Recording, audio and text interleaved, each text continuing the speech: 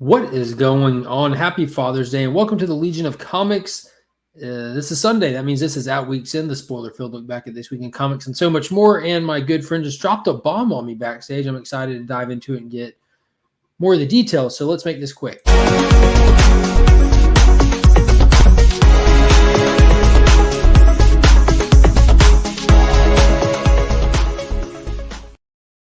Let's go ahead and bring in a couple of familiars. We got my heterosexual life partner from the Great White North, none other than Chris, the comic vet. What is going on? What's up? And then the fuzzy face in the usually orange circle, but today it's in front of the window. How are you, Ryan? Hey, how's it going? Good, good. And as I mentioned earlier in the week, we have a special guest joining us tonight, our good friend, Brother John from Brother John's Comics, or just John. Whatever. I'm good with either. What's good? Bro.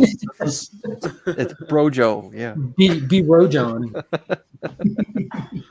So we're going to kick this. We're going to hit the ground running real quick because Chris just mentioned that today there was some news on the MCU Fantastic Four casting. So just jump right back into that. What's going on with that? Okay, so I saw on one of the comic book outlets they claimed in the last 24 hours that Dakota Fanning has been cast as the Invisible Girl or Invisible Woman.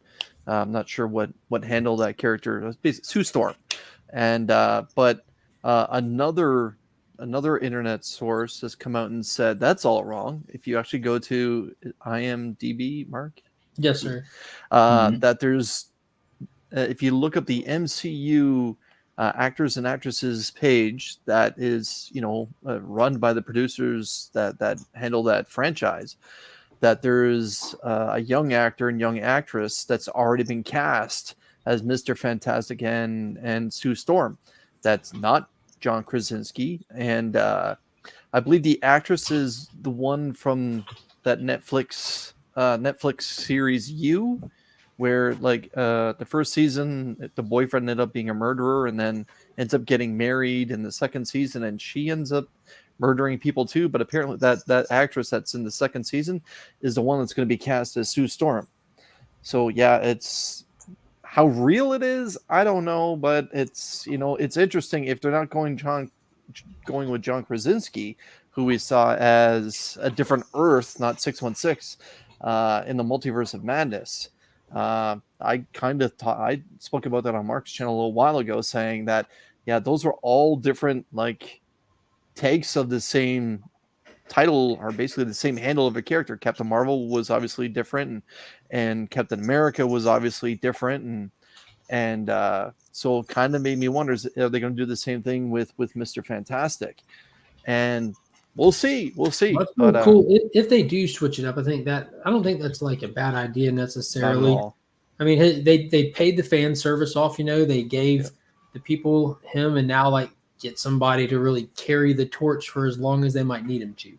Right. Yeah. And apparently they're both young like a young actor and young actress, kind of like what Tom Holland was when he was cast. And again, Tom Holland, he was a known actor at the time, but to the general population, he was an unknown actor. He was more of a stage performer at the time. Yeah, I wasn't. And right, and now Tom Holland's a household name. So how legitimate this is, I don't know, but usually IMDb is never wrong. It's usually correct 99% of the time. Now, this is saying everything the stuff when I just looked it up is saying that according to IMDb, one of the guys from the Outer Banks TV show. Oh, my wife loved that one. Rudy Packnow. That's rumored to be the Human Torch. Okay. And they're saying Elizabeth Lale from You as Sue Storm. Okay. So ever evolving. That's being said that it was pulled from IMDb as well. It's got a release date of 2024, looks like. So I know the original director has been taken off of it. The director of Spider-Man, John Watts, I believe, he walked away from it, and but apparently there's a script, and so many different sources, so many different things. You don't know what to believe, but yeah. Ooh. What up, TM Nerdy? TM Nerdy. Well, that's pretty cool. I'm trying to see. From what I'm looking at, it says John Krasinski, rumored. I don't know how to work this website. Whenever the movie had come out, the rumor I was hearing then was that they had tapped him to direct Fantastic Four, which was before the news that John Watts had left, I believe. So that might could still be in line, but they were also saying that he was going to play Mr. Fantastic while directing the movie. Yeah, so. they had back a while, and that was also through IMDb. They talked about him directing and starring, and then having his wife be Sue Storm, Right. and like Seth. Emily Blunt. Yep. Yeah, and Seth Rogen as the Thing. The voice, I guess. That's where it gets a little far-fetched. That's where they kind of jumped the shark. I mean, the thing with Emily Blunt is she came out a long time ago saying that she doesn't really have any interest in superhero movies, and so like as an actor, she's not really interested in the role. She feels like it would be disingenuous and hard for her to play a character that she don't have that much interest in, which from my perspective, like mad respect. I think it's awesome that she's willing to put that out there. Many people would take the job just to have like the security that comes with one of those roles. So yeah, 100%. You're right. If that's where she's at, I'm down with that. Like, please don't take that role if you're not interested enough to like really commit. Right. But yeah, I like the idea of them going and getting unknown young people to do it. Right. Like, if the Fantastic Four is supposed to be the backbone now for the next 10, 15 years, because the normal franchise or the normal Avengers franchise that we've seen has been, taken apart. Well, then it could be, it's going to be the backbone is going to be the Fantastic Four.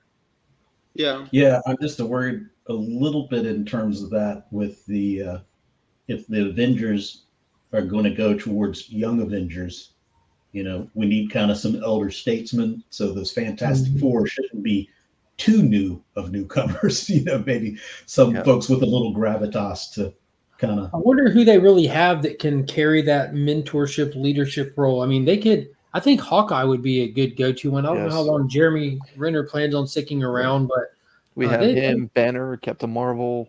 Yeah. Thor, if Thor makes it out of this movie. Ant-Man. Yes. I think Hawkeye would be a good one because it's kind of cool getting those the characters that aren't necessarily like too powerful, like all that. I was going to say that would be a really interesting dynamic for him to like have to relate to and mentor characters of power. At the same time, though, like I don't know how invested Jeremy Renner is. It seems like he's kind of more on the outs than the ends at this point, and kind of ready to do more Hollywood work than Marvel specific work.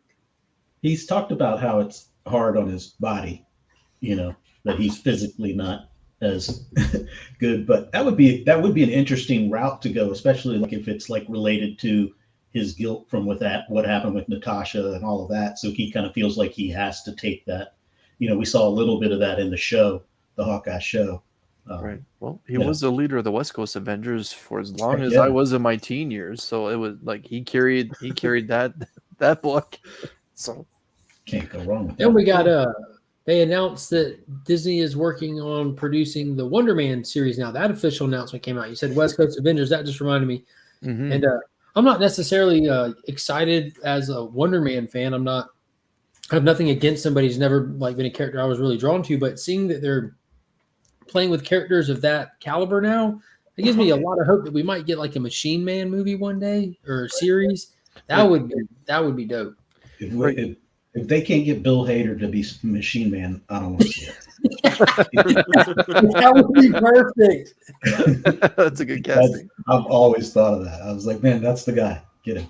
Just see him on the moon talking to the Watcher about philosophy. Bill Hader. That'd be it. That would be epic. I always liked Wonder Man. I like the character Simon. I'm wondering if they're going to tie it into Vision or White Vision or whatever. That's a good point. That'd be two West Coast. Wasn't he on the West Coast Avengers? Yep. Yeah.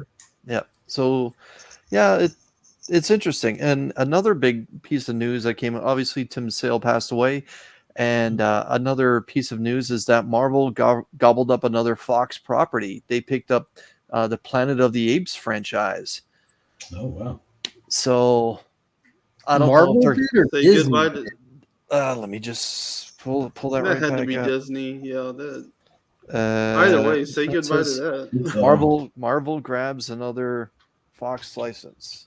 Dude, those were such successful, well done movies. I don't know why they would have parted with them. Yeah, but it sounds more like it's the comics. They got the right to make the comics. They've taken the rights away from Boom Studios that had it. So it looks like they're talking about publishing as opposed to I think the last film medium comic actually picked up was the crossover with Green Lantern, which was a phenomenal miniseries. It was really cool. Was Boom even making comics with that license? Yeah, I think it was a Boom DC crossover that did it. Because remember they were doing like the Power Ranger Justice League stuff, and they were reaching out and doing other stuff with other publishers, which I think is always fun. It's like Marvel versus DC from the 90s, but with other stuff. I never saw that. The Planet of the Apes Green Lantern. That looks pretty cool. Oh, it's super cool.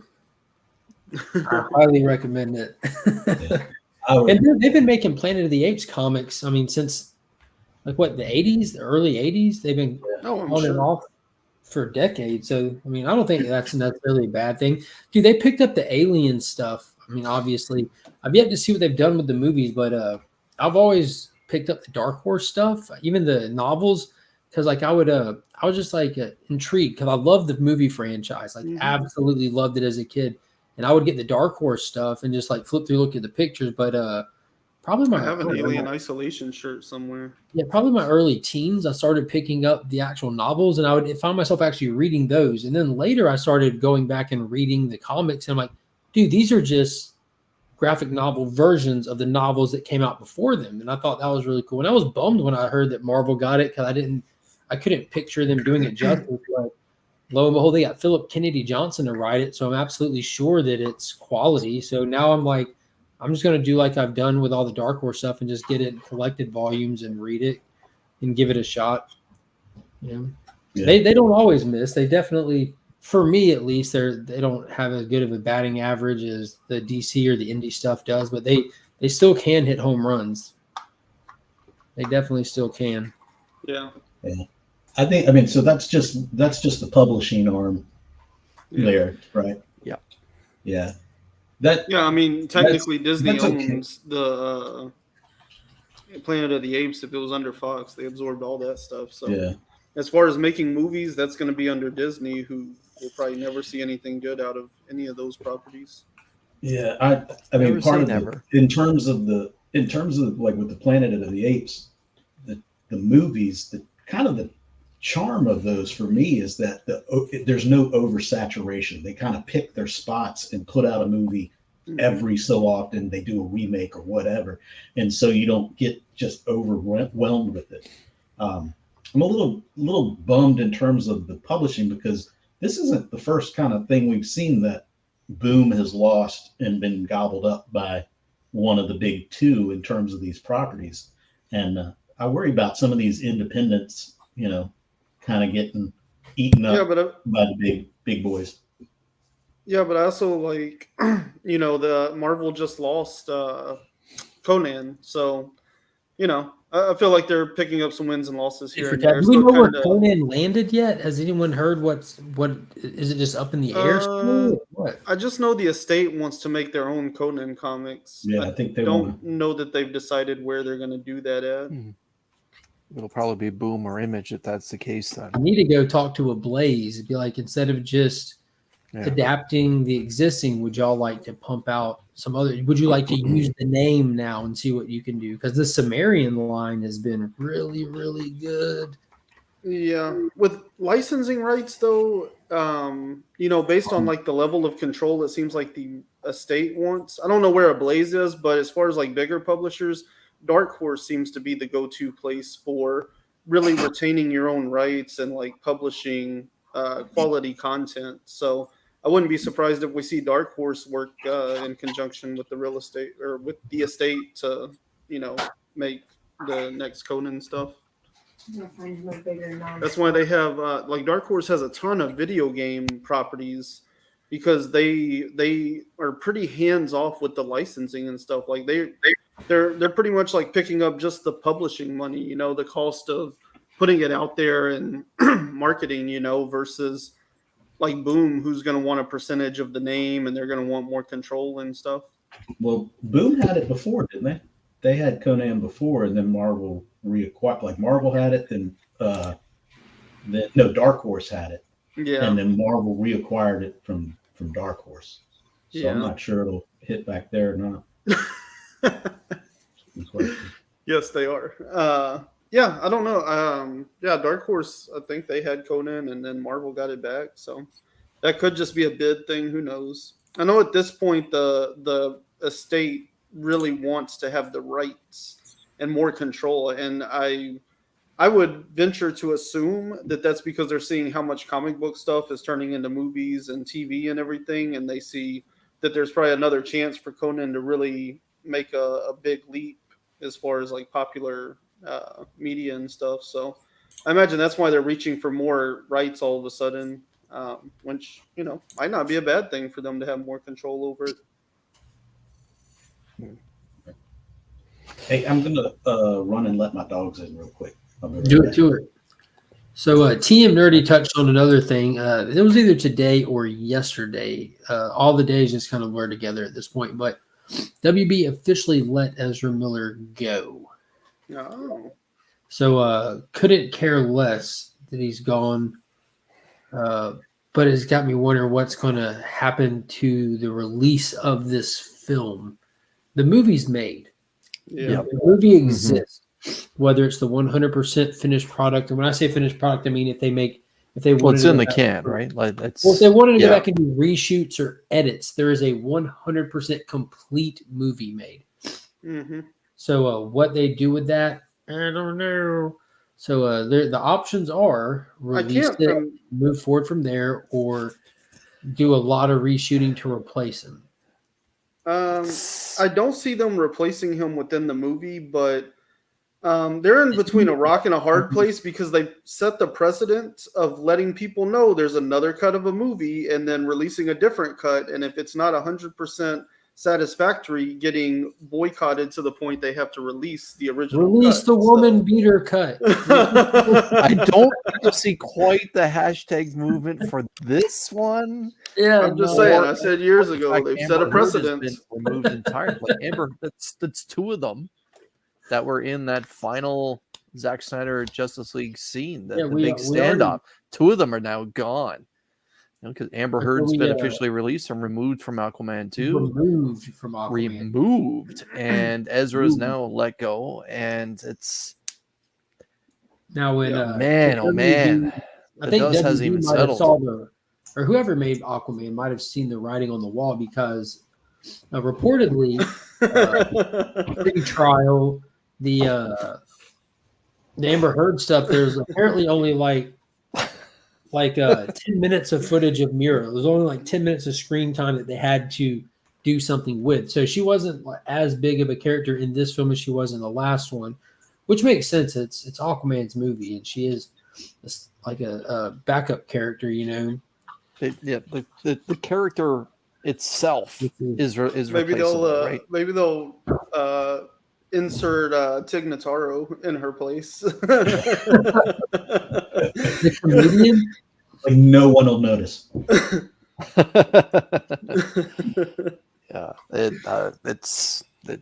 Man, they're in a bad place right now. I don't even know what to think of Flashpoint. Like this was something that like the first fandom when it came out was like, okay, I can get behind this one. We may get Affleck back, and we're heard Michael Keaton's attached to this too. Like, my God, like this is gonna be a hell of a good time. And then all this stuff has gone down. Like who knows who else is tied to this movie, right? Like Frank Clooney could be attached to this movie for all we know. And like it could be so many different actors that are tied to this. And now because of all this stuff going on in Hawaii and all the other allegations and everything that's coming down with it, my God, is this going to be something that's just straight to streaming and like just pay-per-view streaming, not even release it in the theater? Like, where do they go? Like, Now is I the don't time see for them Cavill's trashing- Superman to return. I don't see them trashing the movie because, like you said, there's just too much attached to it. Yep. And I don't see them doing reshoots because, again, there's too much attached to it. I could see them like reshooting the ending though, and basically writing him out, like we've been saying for long enough. That they need to just write him out, write somebody else in right at the end, and then let us have Wally West in the I was future. just You know, took they the were words right out of my planning on- mouth. It's time for Wally. I'm of a different mindset with all this. All right, so like you pointed out, you know, Cyborg's gone, Flash is gone, Mira's gone, Henry Cavill, who knows what's going on with him. We're down to Gal Gadot and Aquaman, both very successful as those characters and seem to still be going strong. We also have like no hardlining, like connected narrative that you really are beholden to. We have Black Adam coming. We have Black Adam introducing the JSA. Y'all are worried about Barry. Y'all are talking about Wally. We need to be focusing on Jay Garrett. And if this movie lands and it's successful, build from here. You have Batman. Let Batman be Batman. Don't worry about connecting to anything. Build fresh from here. Like give everyone everyone's fatigued. These characters have too many failures back to back to back, whether it be on screen, back behind the scenes stuff, whatever. There's just too much baggage right now. You've got a whole fresh set of solid gold characters that you can build from. You know, they have no baggage, no preconceived notions. Bring us the JSA proper. Mark, they're not household names, man. They're not Neither household were the names. Neither is right, Kamala but that was already interwoven though. That was all in. That was because everyone at that point was everyone was aware of what wave they were in when it comes to the MCU. You can't compare the two right now. We can't go down that road right now. You can't compare the two in terms of characters and things like that, but in terms of strategy, you totally can. DC did just like Marvel. They've already gone big. They shot big to start, and they've launched everything out there. Now just start folding in smaller pieces, like the MCU, the same strategy. Ant-Man, I can tell you, I count on one hand the number of people that knew who Ant-Man was and didn't think it was. But those are $400 and $500 million movies. I was sitting in a panel listening to Stan Lee talk in 2013, and he told us that an Ant-Man movie was coming, and he thought it was the dumbest idea ever. Stan Lee said, I have no clue why they think they need to make an Ant-Man movie. And look at it. Right. At this point, superheroes are household names. It doesn't matter if you know who the individual one is. No one knew who Kamala Khan is, no matter how many times Disney tells you it's the superhero known worldwide phenomenon, whatever. They went into that show just because they know it's a superhero show. In the people, but we can't compare the two franchises. It's two different things. You've already said that. Okay, so DC went forward with the 5 of them, and now we've lost Affleck. Like you rhymed off all of them, and the biggest what the 3 outside of John, the 3 of us would normally agree. Superman's the glue, right? And they don't even have him. And it's just all this in the last 30 days. It's been nothing but negativity coming out of there outside of the fact we had a couple images of the Blue Beetle, and we've had a second trailer of Black Adam. That's it. Otherwise, it's all negative news. They scrapped all the non-Clark Kent Superman stuff. And, that's what I'm saying. You need to leave all of it alone. But they still have established characters that are already part of this universe that no one's talking about anymore. We still have Shazam. Like if we remove Cavill's Superman and Superman altogether, the biggest powerhouse hero we have that's established, like you're saying, is Shazam. Black Adam is not a hero. He's about to take the spotlight role. Like you're thinking too much into formula. This movie's thinking formula. I'm thinking of what they've got. Again, they have what's in front of them. Like you forget what they've lost. Like you just said it, they lost it. It's got to cool off for a while. If this movie hits, this is your introduction to the JSA as side notes in the movie. They are not the stars of this film.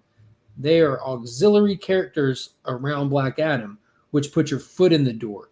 You can easily picture a world where they're like this. If this movie performs well, if fans have positive reaction to it, it would warrant making a movie, explaining them, showing them more off, like just giving us more JSA. This could definitely. Because I think if that strategy is possible, it's now. We've seen stuff like Invincible and The Boys use the zeitgeist of looking for superhero comic book movies as a way to get people to watch it in the first place. And then you deliver on good content, of course.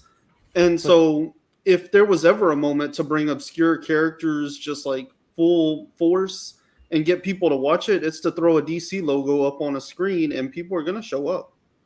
Especially if they like the Black Adam movie. Ryan. You're talking, you just listed two very large television properties versus the silver screen. That actually speaks to his point more, because those are ridiculously successful and they're on smaller platforms and they still have during people COVID. Also, you got to think about the fact that, Marvel built up this cushion. They've had plenty of stinkers. They've had plenty of bad movies they've put out, but it's okay for them to do that because they've built up enough goodwill and enough cushion. So DC doesn't have that, right? DC has nothing but negative press. Right. So what's a better way to kind of do a relaunch than say, we're going to go in a different direction? And it all comes down to storytelling. If the storytelling's good, and then you have, I'm sorry, whether you like him or not, or you don't, you have The Rock leading the next movie. And that's going to carry a lot. So that gives you that, who knew who Henry Cavill was before he was Superman, right? But you know who The Rock is. That's not true, Mark. That's not true. So, you have an opportunity here to build, and since we've had nothing but this kind of negative imagery of these other characters, and they're characters we love, the Flash, Superman, Batman, and so forth. We have all this negativity. All right, let's step away from that for a little bit. What they need to do, JSA, you can go wild. You can let's do a Spectre. Let's see the Spectre. So you got a lot of different options. If they drop Black Adam, knock it out of the park, make a huge announcement that we're going in a completely different direction, and then lock down sets and go radio silent and stop drip feeding every movie before it shows up, I guarantee you the level of mystery and intrigue, people will be like, what are they doing? Like, what direction are they going now? Like, we understand why they're changing direction. We've seen the new vision. Where is this headed? And people are going to be strapped in for at least one movie after that. Right. And if they bring up somebody that nobody knows and they absolutely knock it out of the park, I think they have us. And again, they've done this before. You're just regurgitating the same stuff, guys. They've said this before. They did this. They did that when they said, "Okay, when we're releasing Aquaman, these movies are not going to be. They're not going to be connected always." And same thing when Shazam came out. And then we got the Suicide Squad soft reboot. Like, they've done this before. No matter what, and it flopped. No matter what, they have to continue to say that. They have to continue to say that. And continue to make stuff until they find their footing, or either they just literally stop forever. Those are the only two I'm options. not saying stop forever. Then what do you expect them to say? The whole thing where I was going was they have the foundational characters and they're moving away from them. And if they go too fast away from these characters, only the hardcore DC fans will know what's up. And for whatever reason, the DC films, they only have $1 billion movie compared to all the other superhero stuff that's going on. I'm not going to compare Marvel to them.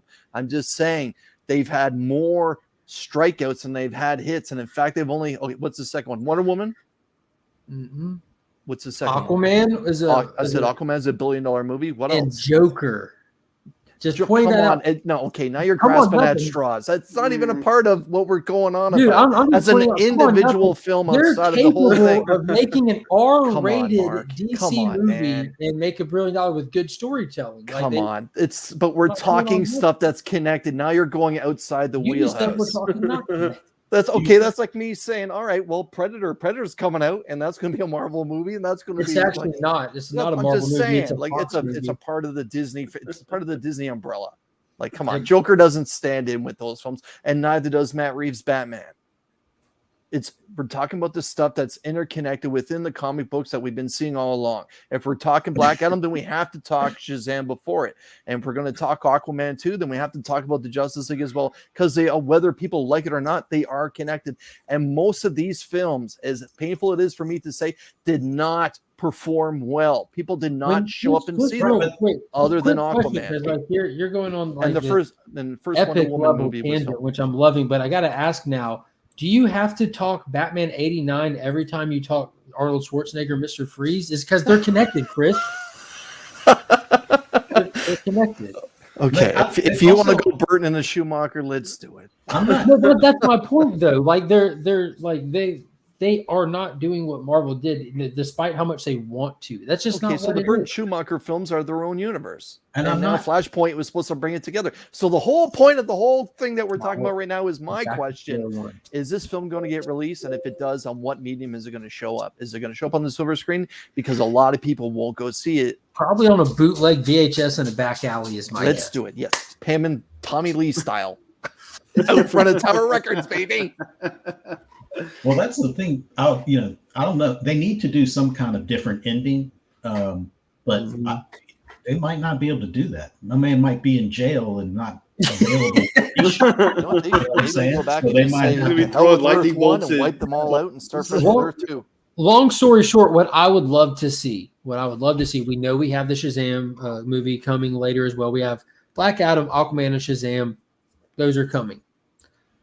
I want them to, if this nails, I want them to build off of this, start focusing on Justice League characters, give us a couple of years, 2 at most, give us some announcements or something, but get a hold of Henry Cavill and let his return be to face off with Black Adam like The Rock wants to, like everybody who has ever read DC Comics in their life would love to see on the big screen. Let that be his return proper. Don't let us see him until then. Don't until you can do that, which there's no way. If this movie succeeds, that would easily could be a second outing for these characters. The return of Cavill, the second outing of Black Adam.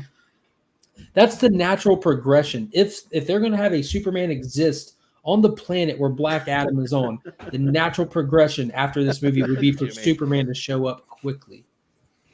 I just think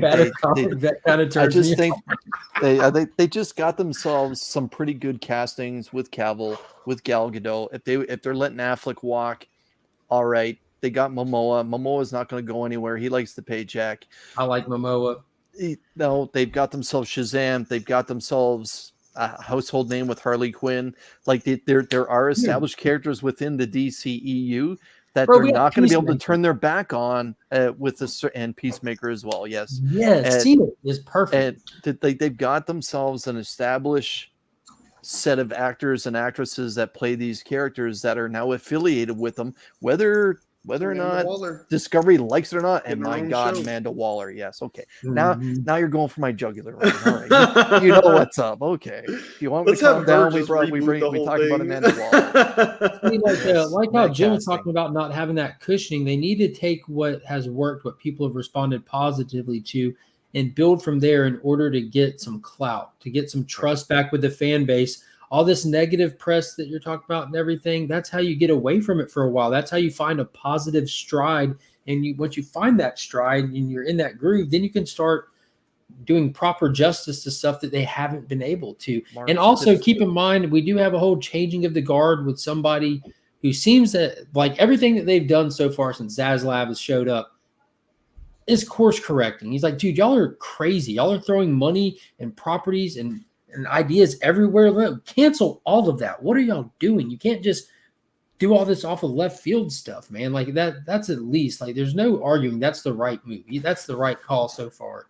Now, what he can create under his leadership, we yet to be seen. But he's making like smart decisions, going ahead and toning things down. If you're going to have like kind of a unified vision, it starts with getting rid of all these rabbit holes and threads. There's too many cooks in the kitchen. I think all of us would agree. There's way too many cooks in the kitchen. Way too many people seem to have a significant voice. They got to tone it down. And like you talked about, the fans responded to certain things. The fans responded to Justice League and that set of characters that were in Zack Snyder's Justice League. They rose up for that one. You've already seen people come out of the woodwork for that film and for Zack Snyder and to correct the tragedy that they did to him after he dealt with tragedy. It's those characters you're going to have to expand upon and bring in the Green Lantern for the love of God. I don't think that didn't have anything to do with the rise up of anything. That just was an opportunity for them to make more money. That's the only reason the Snyder Cut was released, because they were like, everything this after is that belly another flop, though, opportunity John. to make Well, there was that more. if you want to get into it, there's actually a lot. Like it was kind of a perfect storm for it happening the way it did when it did, with HBO Max becoming a platform. The person that they put over HBO Max, he said, like, from his first day on his job, the very first email he would see when he'd get to work would be a Snyder Cut email, and the very last thing you'd see was that. So he started looking into it, and he reached out to Zach himself to see what was up with it, to see if it was even a thing, because he saw something in it, and it just worked out. They had everything going against him. It wasn't even released under Warner Brothers. It was released under HBO Max. Max, right? What a and great perfect storm to really kick off your platform with that promise. You know what I mean? So that, like you said, that was whether they were going to be profitable or not. No matter what, they were going to get subscribers to their platform from it. They got me to subscribe before launch. I was all on board with it, just knowing the DC stuff was there. But I was so stoked for that. I remember the day. I'm like, that's like one of those "where were you" moments for me. The day that they announced that it was coming, the official announcement. Like, I was at work, like I teared up. Like, this is ridiculous. I'm such a kid. They've produced a lot of stuff that hasn't been received well. The Emancipation of Harley Quinn came out after Justice League. The rebooting of the Suicide Squad came out. Yeah. That wasn't received well. It didn't perform well. Like, that was because of the Shazam made its money back, and Aquaman was the hit. Wonder Woman 84 was another major belly flop, both with fans and critically. And that was the same creative team at the helm for that one. Critically, the Suicide Squad did really good critically, but everything that they released during COVID that was going straight to platform and no theatrical release, and then they were doing the same day as thing, none of those saw its money back. That whole idea they had, because you saw different companies responding differently during COVID, and what WB did was decided to do the same day release. Like, no one was going to theaters then at that point. Still, some places you couldn't, even if you wanted to, they weren't even open. And so you're really they just called it like, we're just going to put this out there and hopefully it'll get us some long-term subscribers to the streaming service. It was what it was. And I think that first movie still had a bad taste in a lot of people's mouths. Like Jim said, it goes back that you don't have any cushion or trust with the general audience at that point. I still talk to people to this day that have not seen it. I ask them, like, no, I didn't like the first one. I skipped the second one. I'm like, I'm not even going to explain it to them. Yeah, I get it. It's not the same. But it's got the same actors in it, but it's different. And even visually, anyways. Yeah, I mean, most people don't understand how movies are made, or how just like editing and things of that nature can completely change the way a film is put together. Mm-hmm. I think at this point it doesn't hurt them to go smaller. Everybody knows who Superman is. Everybody knows who Batman is. So you've got a lot of baggage that comes with it.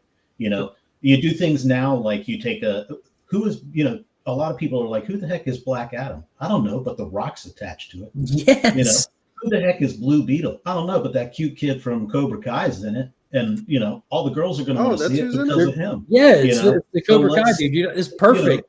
Perfect. The one that plays Robbie? Attaching people to it that have some kind of buzz to them and build from there. It doesn't mean you're never going back to Batman or Superman or any of that. Those people are never going away, whether you don't make a movie about them or not. But their next two movies are not small. Like, Jim, you just said, I don't mind them going small. Or, pardon me, John. The next two movies are not small. Flashpoint is a major event in the history When of you DC say Comics. small, you're not referring to the same thing he is when he's referring to it. He's saying he's not going. You don't have to go DC Trinity to make a movie. Is what Right. But saying. the next two movies are anything but that, though. That's so you're saying good. that the Rock being attached to Black Adam is it's not small. It's supposed to be monstrous. And I'm sure that the ad campaign is going to be at least $100 million. They're going to push the hell out of it. Got 2 trailers, but the thing is, guys, they're already overdoing they it. gave Harley Quinn her own movie.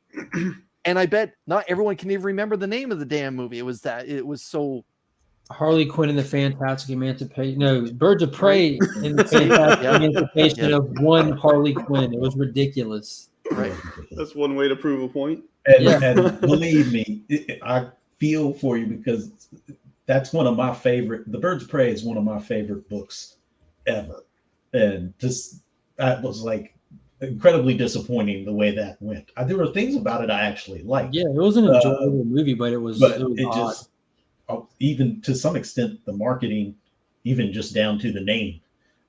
It's like if you're going to try to use Harley and her popularity, don't bury her name down there. It just that whole thing was a mess in terms of how they set that up. Mm-hmm.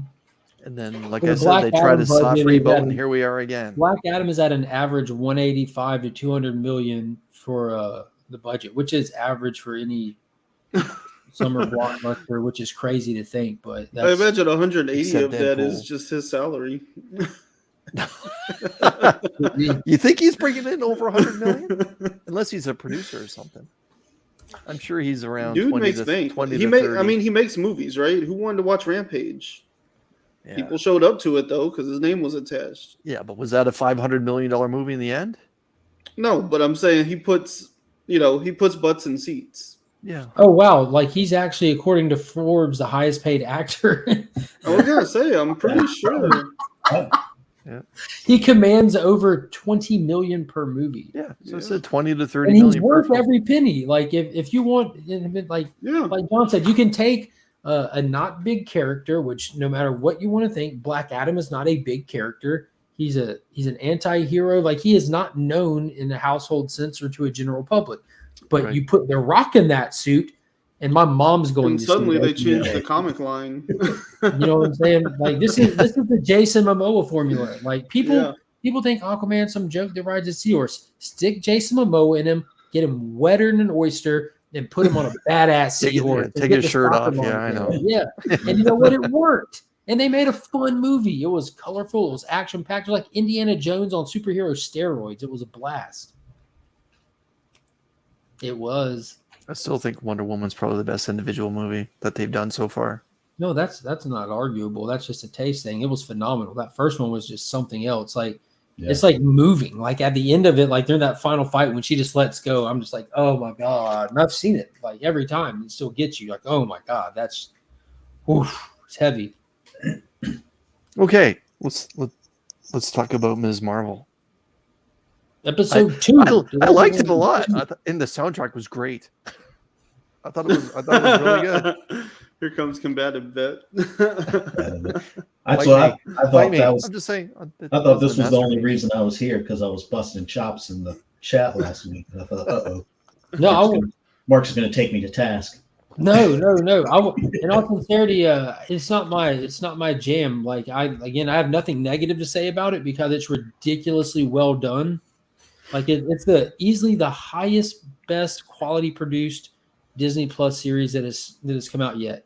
That being said, it's so that I'll happily go tit for tat with you on that, but I don't like it. And it's not because they didn't do something right. It's just it's not my jam. Like it's like one of the things I just dislike about the MCU is how quirky and kiddie and goofy it's gone. And this is the pinnacle of that. But that's what they're intending it to be. So they're doing it right, but it's just not my jam. So I got nothing to say about it other than it's a perfect sleeping pill for me. So I have to watch it standing up and holding my eyes open. I thought it was fun. I think it's well done. This episode dove deep into the family and the family culture and the whole aspect of everything that happens with that family outside of their home. I thought it was really good. Good performances. Like I said, even the soundtrack was good. performances But I think were WandaVision might be the. I still think that one's What the was best that? one. What was that, Mark? I said I think their performances are god awful, but it's because they're all acting like they're in a little kids show. I think they're acting like they're in a little kids show know how that's. very I mean, well. the lead, the young lady that's the lead is fantastic at portraying that age and that idea of being in your own world. And she fully embraces it. I think it's great. I don't think it's as kiddie, like that's what I have no problem with you not liking it. But last week when you were like, it's a Nickelodeon show and I'm not 7, I was like, whoa, that's a little dismissive because I kind of liked it and I'm not 7. And You don't have to be although 7 like little there's kids some shows. Nickelodeon shows I like as well. So Yeah, I feel you on that. Yeah, there's but some that also I do like like, but to just add just a little bit of context that I watched plenty of kids stuff too. The new Chip and Dale movie, everyone loved that. I couldn't get into it. I watched it like 7 times with my kids already, but there's countless like Secret Life of Pets, love it. Like I like plenty of little kid show, but the ratio is a lot smaller. Like I might like 2 out of 10 kind of thing where I actually like, that was delightful to watch. This isn't one of them. And like you said, the actress who plays Kamala is great at portraying that age and doing great, but everyone in the show acts that age from her to her parents. And that's why I'm like, dude, this is a Disney show or I think, that to they all some act extent, like but this. like, your relationship, I would think, with your parents isn't all seriousness and actually there's zero seriousness. They can't. Yeah, exactly. And her parents, this is a huge thing that they're not portraying a Muslim family as some type of stereotype. They're showing that they are a loving family and that they have problems and the parents can be goofy. You don't have this overbearing father stereotype that you're getting hit with. He a goofy guy, paint himself up green for his daughter and go to a con with her, Yeah, just trying to be a relatable dad. It's a different generation dad. And they take like I like that they just normalize everything. Like they didn't address the issue. Like some people may have an issue or a question about why she doesn't wear a head wrap. Hijab. Yeah, hijab. And it's a choice, but they don't hit you over the head with that. In this second issue, her friend, the speech where she talked about, I'm too light skinned for this group and I'm too ethnic for this group, and that's why she chooses to wear as part of her identity. There's a direct tie to a superhero and what they wear to protect their identity or display their identity, and that was just really well done. And I think all of the younger actors and actresses are outstanding. Yeah, I think right now after these first 2 episodes, this series is going to age well, like WandaVision as it has, and Moon Knight probably will not. I think WandaVision aged as well as it has because of what came after it. Because nobody was over the moon about it when it first came out. Like I don't think it was bad, but like I was expecting a little more. People didn't get it, right? Then, people didn't understand what's going on. I think people got it. I think they were just upset about what they got. But then as more stuff came out, you're like, I think about WandaVision was the best they've done so far. Again, because the story really just was. It was more emotional. It was like really hard hitting, especially toward the end. But again, I wouldn't tell anyone not to watch Miss Marvel. I would tell them to. It's not my jam. To give it a shot. I do feel like there's times that they're very much. When you talk about it being like a kid show, I do feel like there's times where it's like they took Edgar Wright's style and just made it for a kid. Like some of the shooting, some of the sequences and how they shoot things and present things. I'm like, you stole that from an Edgar Wright movie and you're just Driver. Yeah, you're just teening it down. So like in terms of like saying like I feel like everyone's acting like kids. Like think of like the guidance counselor, all the friends at the church, like when they're sitting around gossiping about her grandmother and stuff. I'm like, it's just there's not a wide range of performances, in my opinion. Mark, that's everyday stuff. I think that'll actually switch up a little bit now that we got like that the boy crush who shows up conveniently at the end with his mom hiding in the back seat. So we got new characters that are about to get introduced to. Really, I guess the mysterious characters are the bad guys at this point. Really dive into that. They built some intrigue with that, which is dude. nice. The government agents or whoever they are, whatever they're Damage control. They act like kids at damage control as well. I'm like, this is goofy, like the way they interact with each other. Just all of it feels like it's in a cartoon. Mark, these are freaking people that are trying to relate themselves down to kids at that level. When kids aren't even in the room. Like, I don't feel like any of this is actually debatable, to be honest with you. I'm just making an observation. Like, I'm not saying it's bad because of that. That's clearly what they're supposed to be doing. That's what here's they're the trying thing. to Here's do. my experiences at church. People talk about people behind their back. That's why that's why I was always told you don't go to church for the people, you go to church for the word. So there's people talking about people at church. Guess what? I'm presuming it's in every other dialect of faith that's out the there. fact they were doing that is like the manner in which they carried themselves. No, but I'm going to talk about what you just said. Yeah, then the dad is the one that I rarely did my parents ever come across as the same type of parenting unit. One always played into me, and the other one was the cop, and that's what we kind of have here. The dad's playing into his daughter because he sees this is it, that this is the last child I have. So I want to let her immerse herself both in my culture and the American culture, and that's why they talk about being in New Jersey as much as what they do. I just think this is a great show. Who are they talking about? Were they talking about Van Halen or Bon Jovi? Bon Jovi. Yeah, when they were talking about Bon Jovi, dude, that actually had me cracking up. When you wouldn't exist if it wasn't for Slippery When Wet. I'm like, oh my god. Well, living on a prayer. But you're absolutely right in that some of it is cartoonish and built up. I think it's supposed to be more relatable to a younger audience, because I think that's what we're trying to do, is pull in a younger audience. I mean, that whole thing with the kid hanging up there, it was like, come on, like an hour. But my kid would be like, oh my gosh, what's happening here? He wouldn't stop to think, when did she go put that costume on? Or anything like that. Ran he up would just 10 be flights of watching stairs, put on a costume that wasn't even present. Like, I'm like, dude, this is, and I just giggled at it. Like that. Dude, the whole show's like that though. So if we're gonna tear that apart, what are we doing here? That's the whole idea. Oh, now you get it. Now you get it. Yeah, our suspension of disbelief is always, If we're gonna rip apart, it's like The Godfather. But then, how come Sonny didn't realize that the car in front of him had strangers in it, or the car? Like, this is the greatest film of all time. Like, come on, yeah, you could do that with everything. We're gonna rip it apart. What are we doing here? Peace. Well, apparently we're comparing Miss Marvel to The Godfather. That's a little concerning. I'm just saying, like, if we're gonna rip about, like, no, this is the conversation I'm here for. Where she got her costume from? Like, come on, like then. Okay, well then I'm going to point out the greatest movie of all time. I'm going to point out plot holes in that one too. Speaking of plot holes, do we want to move on to Obi Wan? Yes. Wow. Yes. I thought did everyone watch episode 5? This episode 5 that came out, right? That's the number to it. Yeah. The penultimate one more. episode. Is it just one more? Just one more. Yeah, it's just one more. Let's do this, baby. Big Nosh is in the building. What is going on, brother? All right. So, did everyone except Ryan watch it? Perfect. This was my No Way Home. This episode, the story is plot hole galore. The performances are lackluster.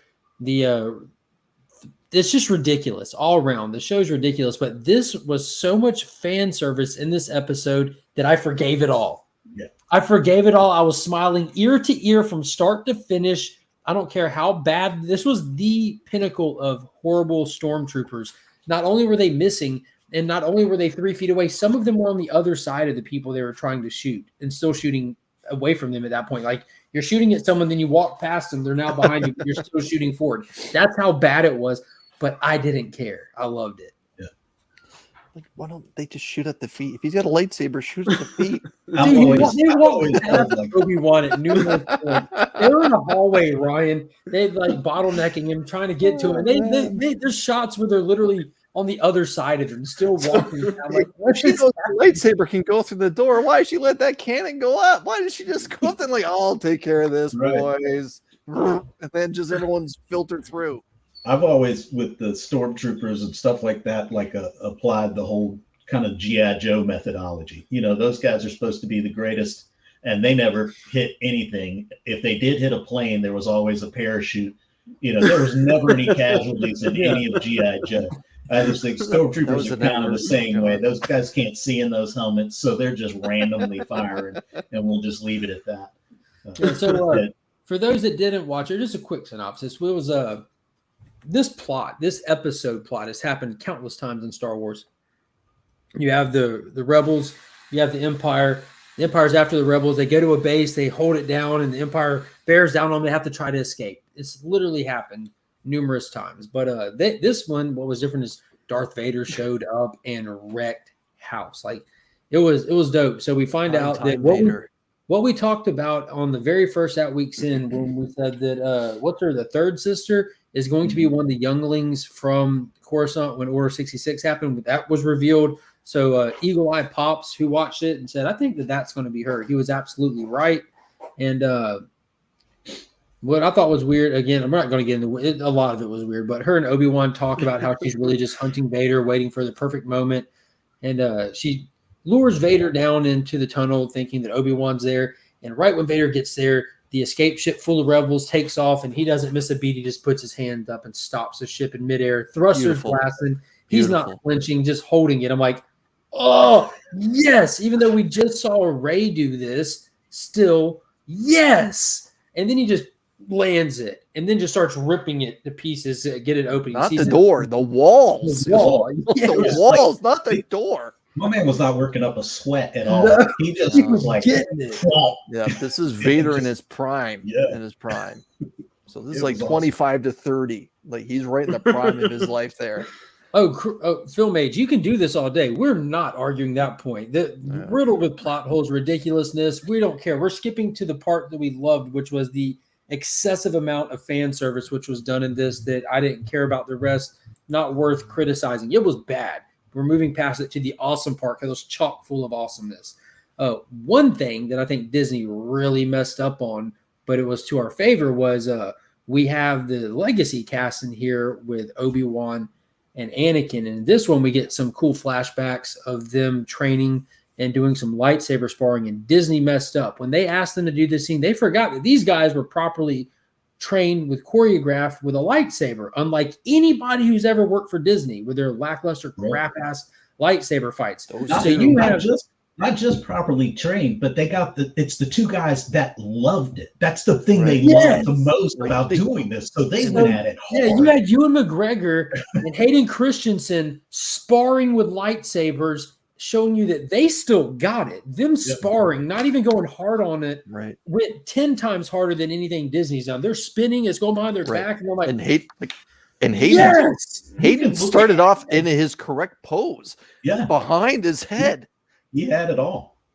And you can look at earlier episodes, and any time that McGregor is doing a scene with somebody else with a lightsaber, you can see him almost forcefully making himself look clumsy.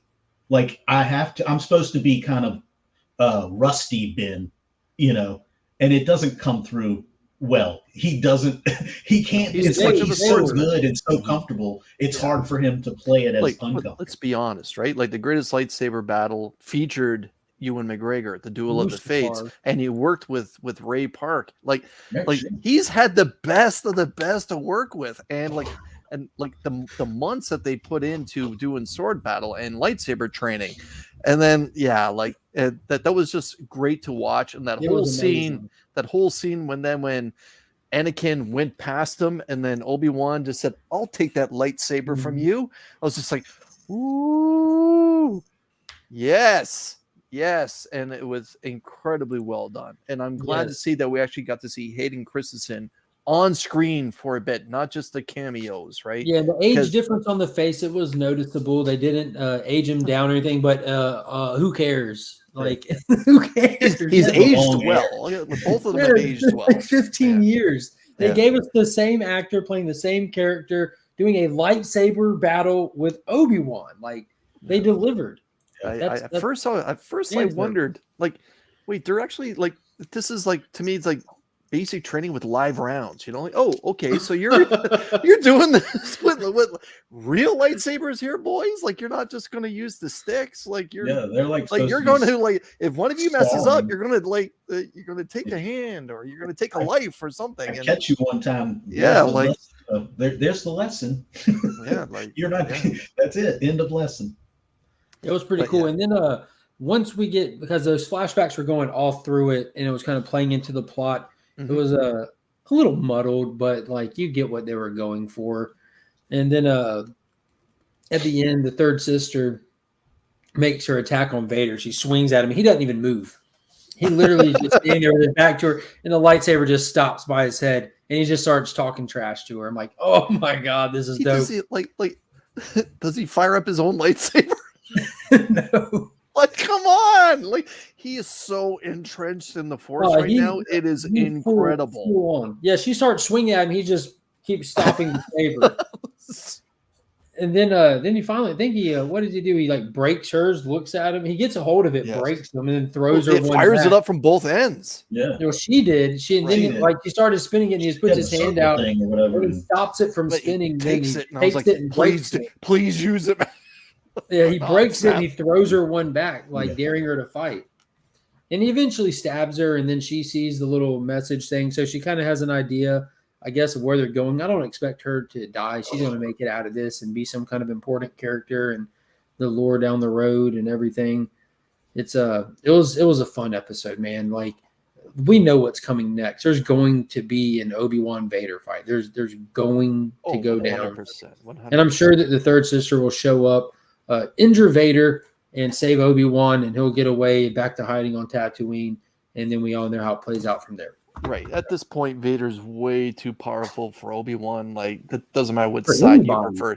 Like, he's just in the prime of his life. You can see the age difference between the two of them that way. And like, Obi-Wan is just walking back into the Force. Is that a fair thing to say, how they presented the character at this point? So he's swinging the lightsaber, like John said, he looks rusty, looks clumsy. He's still, like, when he goes to use the Force or a Force push or something, it's still not what it was when he was in the prime of his life, even under Qui-Gon. But Vader, my God, they're making the last two full appearances we've had of Vader, in my opinion, have shown him to be the true Hollywood villain that we've expected. You know, in Rogue One and now in this, he's so good at being so mean. And then I think where we talked about, like, he is in that zone. He is full on, and rage. Obi-Wan's not. So I don't think the last episode is going to have some epic battle between the two of them where Obi-Wan's going to have some kind of help to get out. Oh, yeah. And it kind of lays a little groundwork for how we see that even later, when he's even older, he's just like, I can't beat this guy here. Just take me out. Alec Guinness, right? Yeah, and so it kind of gives that scene a little more sense. It's like he recognizes that he's become this powerful and this entrenched, and maybe being a martyr is the only way he's going to be able to inspire. I think the big twist that we're going to get in this final one is we're going to see the Force ghost of Qui-Gon Jinn, because when they did the recap going into episode 1, they really emphasized Qui-Gon in it. So why do they need to even show Liam Neeson at this point, right? So I think we're going to see a Force ghost. He's got a certain set of skills. And whether he's haunting Vader or whether he's speaking with Obi-Wan. That's great. I'll say this. I would say one last thing is that, and we don't have to talk about this, but not just Mark in terms of any discussions that we had in other places, but like on Twitter, I saw a lot of folks fussing about the warning sign at the beginning of the episode. And I would say it made very much sense to me that they did that, because they've got a wide range in this audience of ages. And we had some intense scenes of things happening to children. I mean, kids will know it's not reality. Yeah, but it's also like that's nothing new to the brand, new to Star Wars. It's literally that story. Well, you know, like, the but second word you is also wars. had a lot of scenes of a very intimidating, strong woman that we've already seen will kill people, intimidating a small child, manipulating that child, and Really then just didn't- getting tired of it and being like, you know what, I'm just going to kill your family and things like that. And that's, another kid that age might be a little hard for them to take. So I understand and appreciate why they would give a little bit of a warning. You know what they didn't give a warning though? They didn't give a warning when they posted Free Guy onto their platform with F words in it. So Disney can go F themselves. Yeah, well, I don't think that's Disney. I think Disney put that on their platform. No, I'm saying I don't think the Star Wars thing. Look, when it comes, I don't know, and this is probably naive of me. When it comes to Star Wars and Marvel, I tend to take, and again, probably the naive idea that the people actually making those things are sincere in their care of those properties. Disney does not give a crap unless there's money coming in. I don't think that Disney gives a crap, and I don't think that people But make them. Feige, I trust that he cares and things like that. So I the think actual Filoni and people Favreau making, care. yeah, I think I thought they did, and then they gave us Boba Fett. So Was they? Favreau attached to that one though, or was he attached They when both were Mandalorian produced. showed up? They were both producers, but the difference was they brought in Robert Rodriguez to be the main director of it. So I think that more or less had directorial issues. Yeah. I mean, it really had story pace. It had every issue you can think of. But bottom line is Star Wars and Disney have only delivered on Rogue One and Mandalorian, period. So I don't think they care whatsoever. I think there are plenty of people that do care about Star Wars, but I don't think Disney is hiring people because they care about Star Wars. I don't think that's in their equation whatsoever. They're hiring people that they think can, like you said, make them money.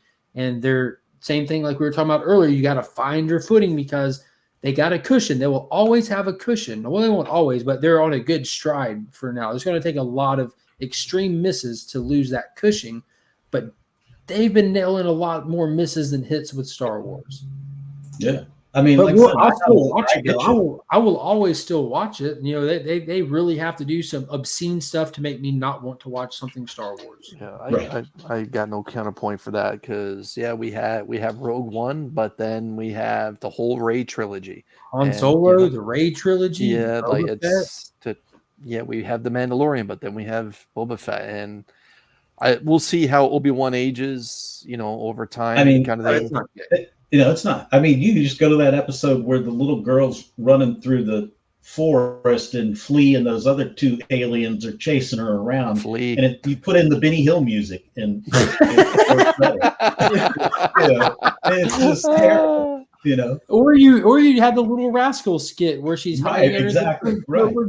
It's already not aged well. But the Vader scenes or the flashback scenes, they're just again, the fan service is great. Nothing else is great. It's definitely worth watching for me though, because I'm a huge prequel fan. Like I love the original trilogy too, but I grew up living the prequels in real time. Like when I hear people singing the praises of the Rey saga, I realize like they're probably me. Like, they're experiencing Star Wars for the first time with this. They're living it for the first time. So I don't knock them for that. And I'm not going to lie. I loved the last one they did because I felt like they came in and tried to fan service save it. That trilogy got chopped up by creative differences and stuff. And that second one was probably the worst piece of Star Wars that's ever existed. But I had a blast. I had a blast watching the third one. I really did. I thought the second one actually did some really interesting things. And then the last one tried to reverse it all and throw in space horses and space horses. Yes, it was like Avatar, right? Like the second one just ripped off Battlestar Galactica. Yeah, it was the slowest high-speed chase ever. The second one was a absolutely gorgeous dumpster fire.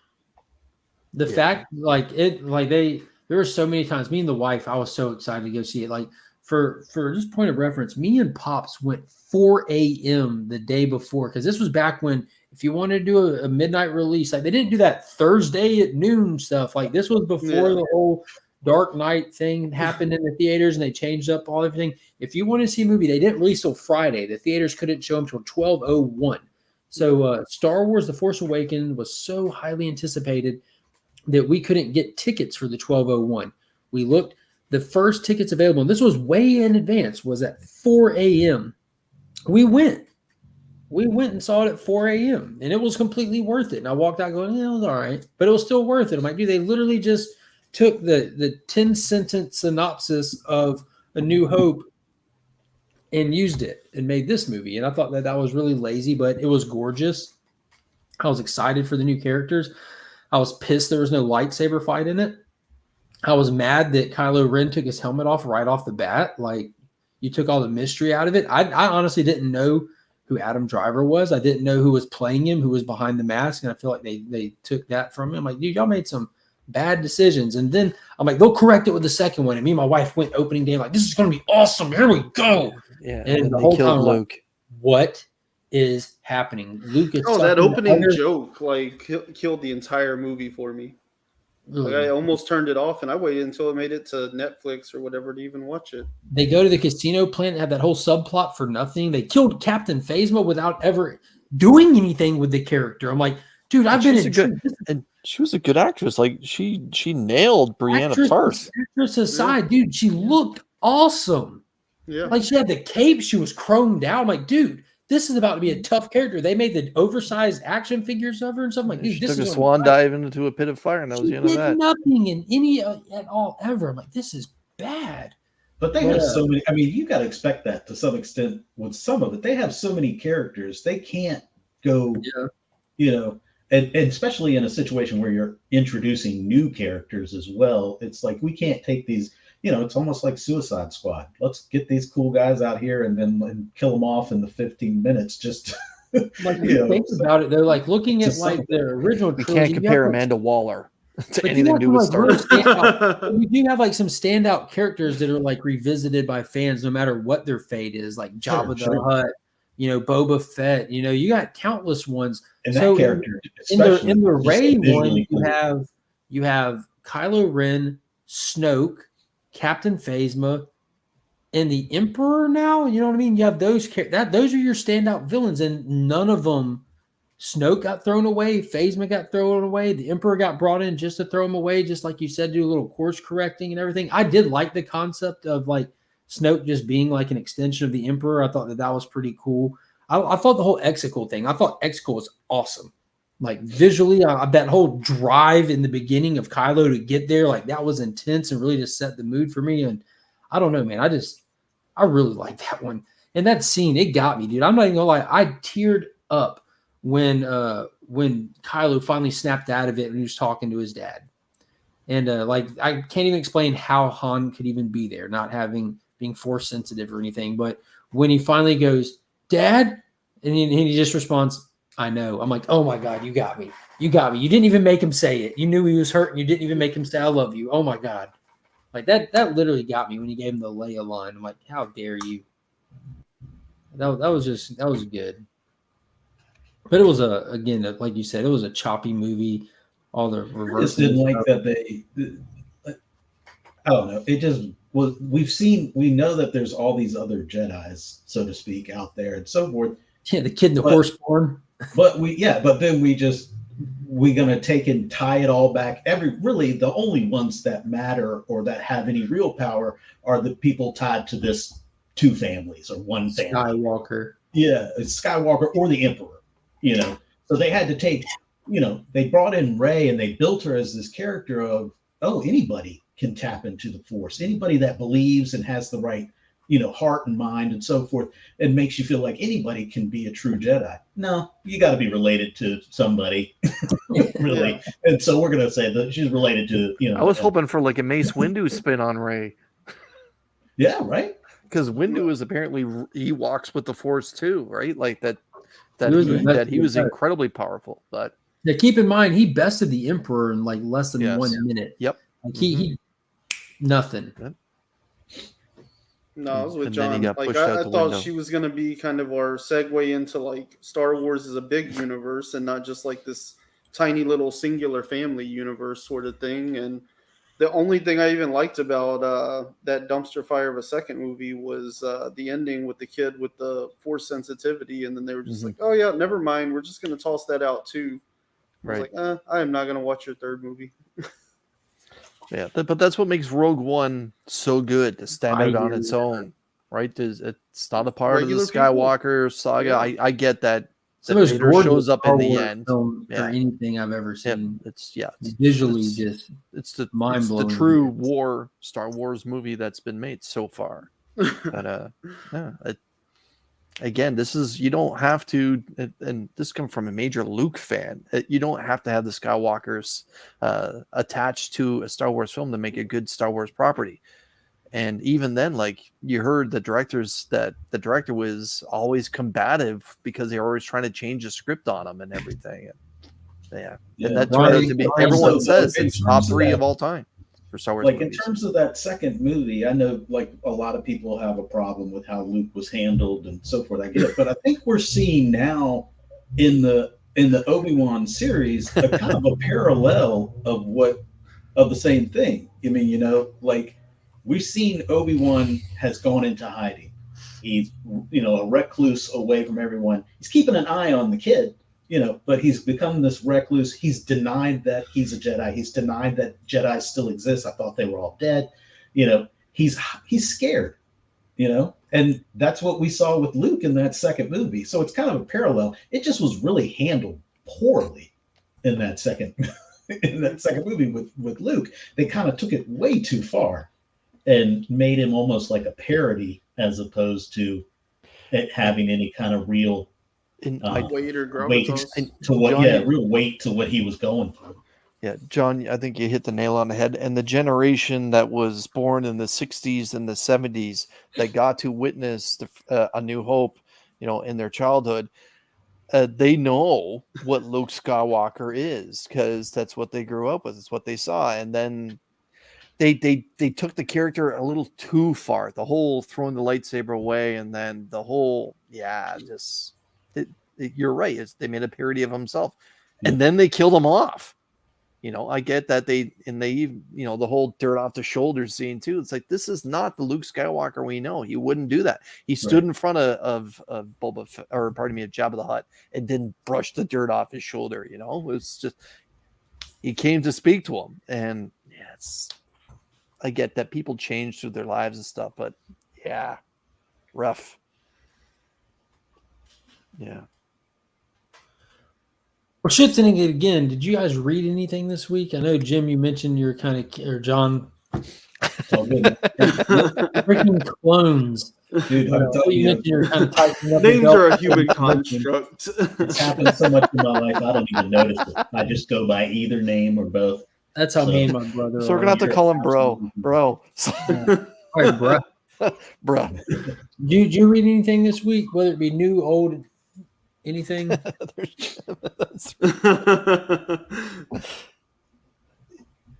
Me? I did not. My stuff is all sitting in my pool box because I'm saving money for the con this weekend. Yeah, it's coming up this week. I won't go this week. Everything will just sit in my box, and the LCS will not be happy about that, but that's just the ways it goes. Dude, I've read a lot of back issues. Like, I read that Thor God of Hammers run. I think that was this week I read that. Mm-hmm. That was really fun. Like, that was really well done. I enjoyed it a whole bunch. I haven't read any of the other stuff. I just read that one arc, and loved it. And I read that Fantastic Four run, 346 through 349 with the new Fantastic Four. Nice. Oh yeah, nice. It was on my it wasn't on my pool list, but it was on my plan to grab list. How they do the Marvel Tales. It'll collect a couple of back issues, kind of get you pumped for what's coming. Like, Ryan, I think you read the Kazar one before that Kazar series with the weird flower power came out. Oh yeah. I picked up the one for Maestro, which I have the original issues. You heard me right, Chris. But I've got like Future Imperfect 1 and 2. I've got Future Perfect 1 and 2 signed by Perez, but I grabbed the Marvel Tales just to have a nice one collection reader copy. So I was planning on getting the one for new Fantastic Four, which is Hulk, Ghost Rider, Spider-Man, and Wolverine as the Fantastic Four. And I got there and it was sold out. It wasn't ordered heavy, so I should have put it on my pull list. But I ended up finding all the issues in a back issue bin, so I was able to read it. That was really fun. So I'm definitely pumped for the next one. Mark, was Peter David at the helm for that short series as well? No, he was not. See, that's what I was thinking too.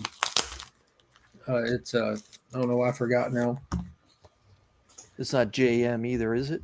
No, it's Walter Simonson. Oh, Walt Simonson did it. Okay. Yeah, Walt Simonson wrote it. Art Adams was doing the covers and the interiors. Beautiful.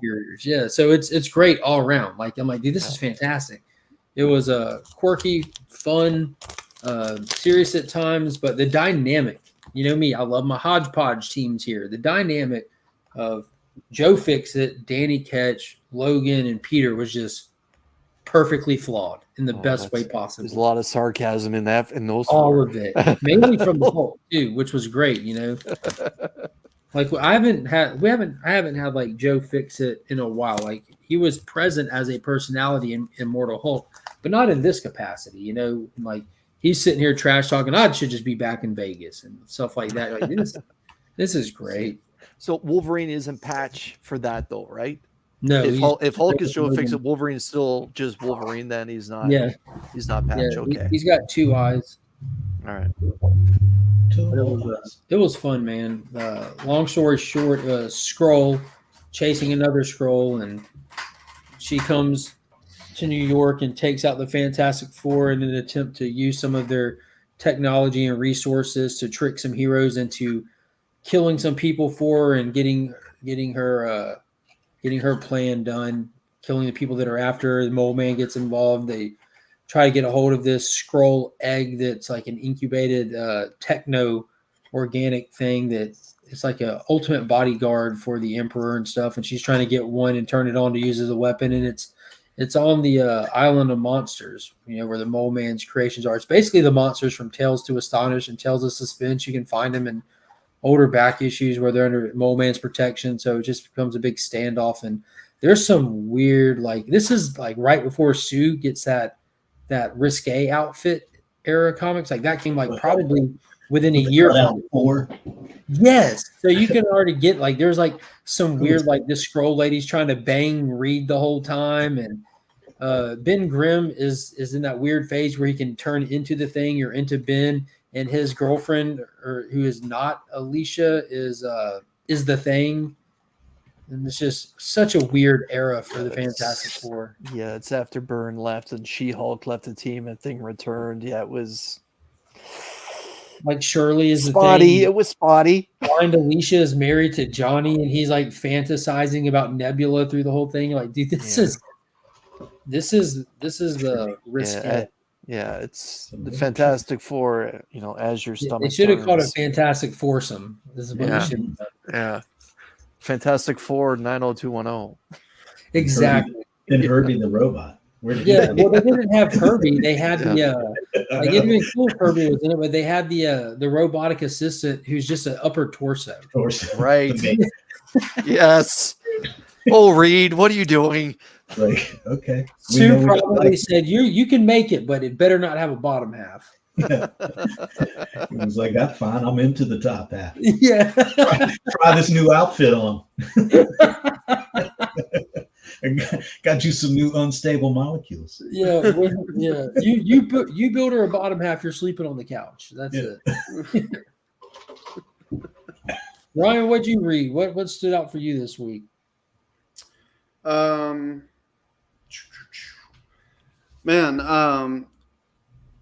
read Jurassic League 2.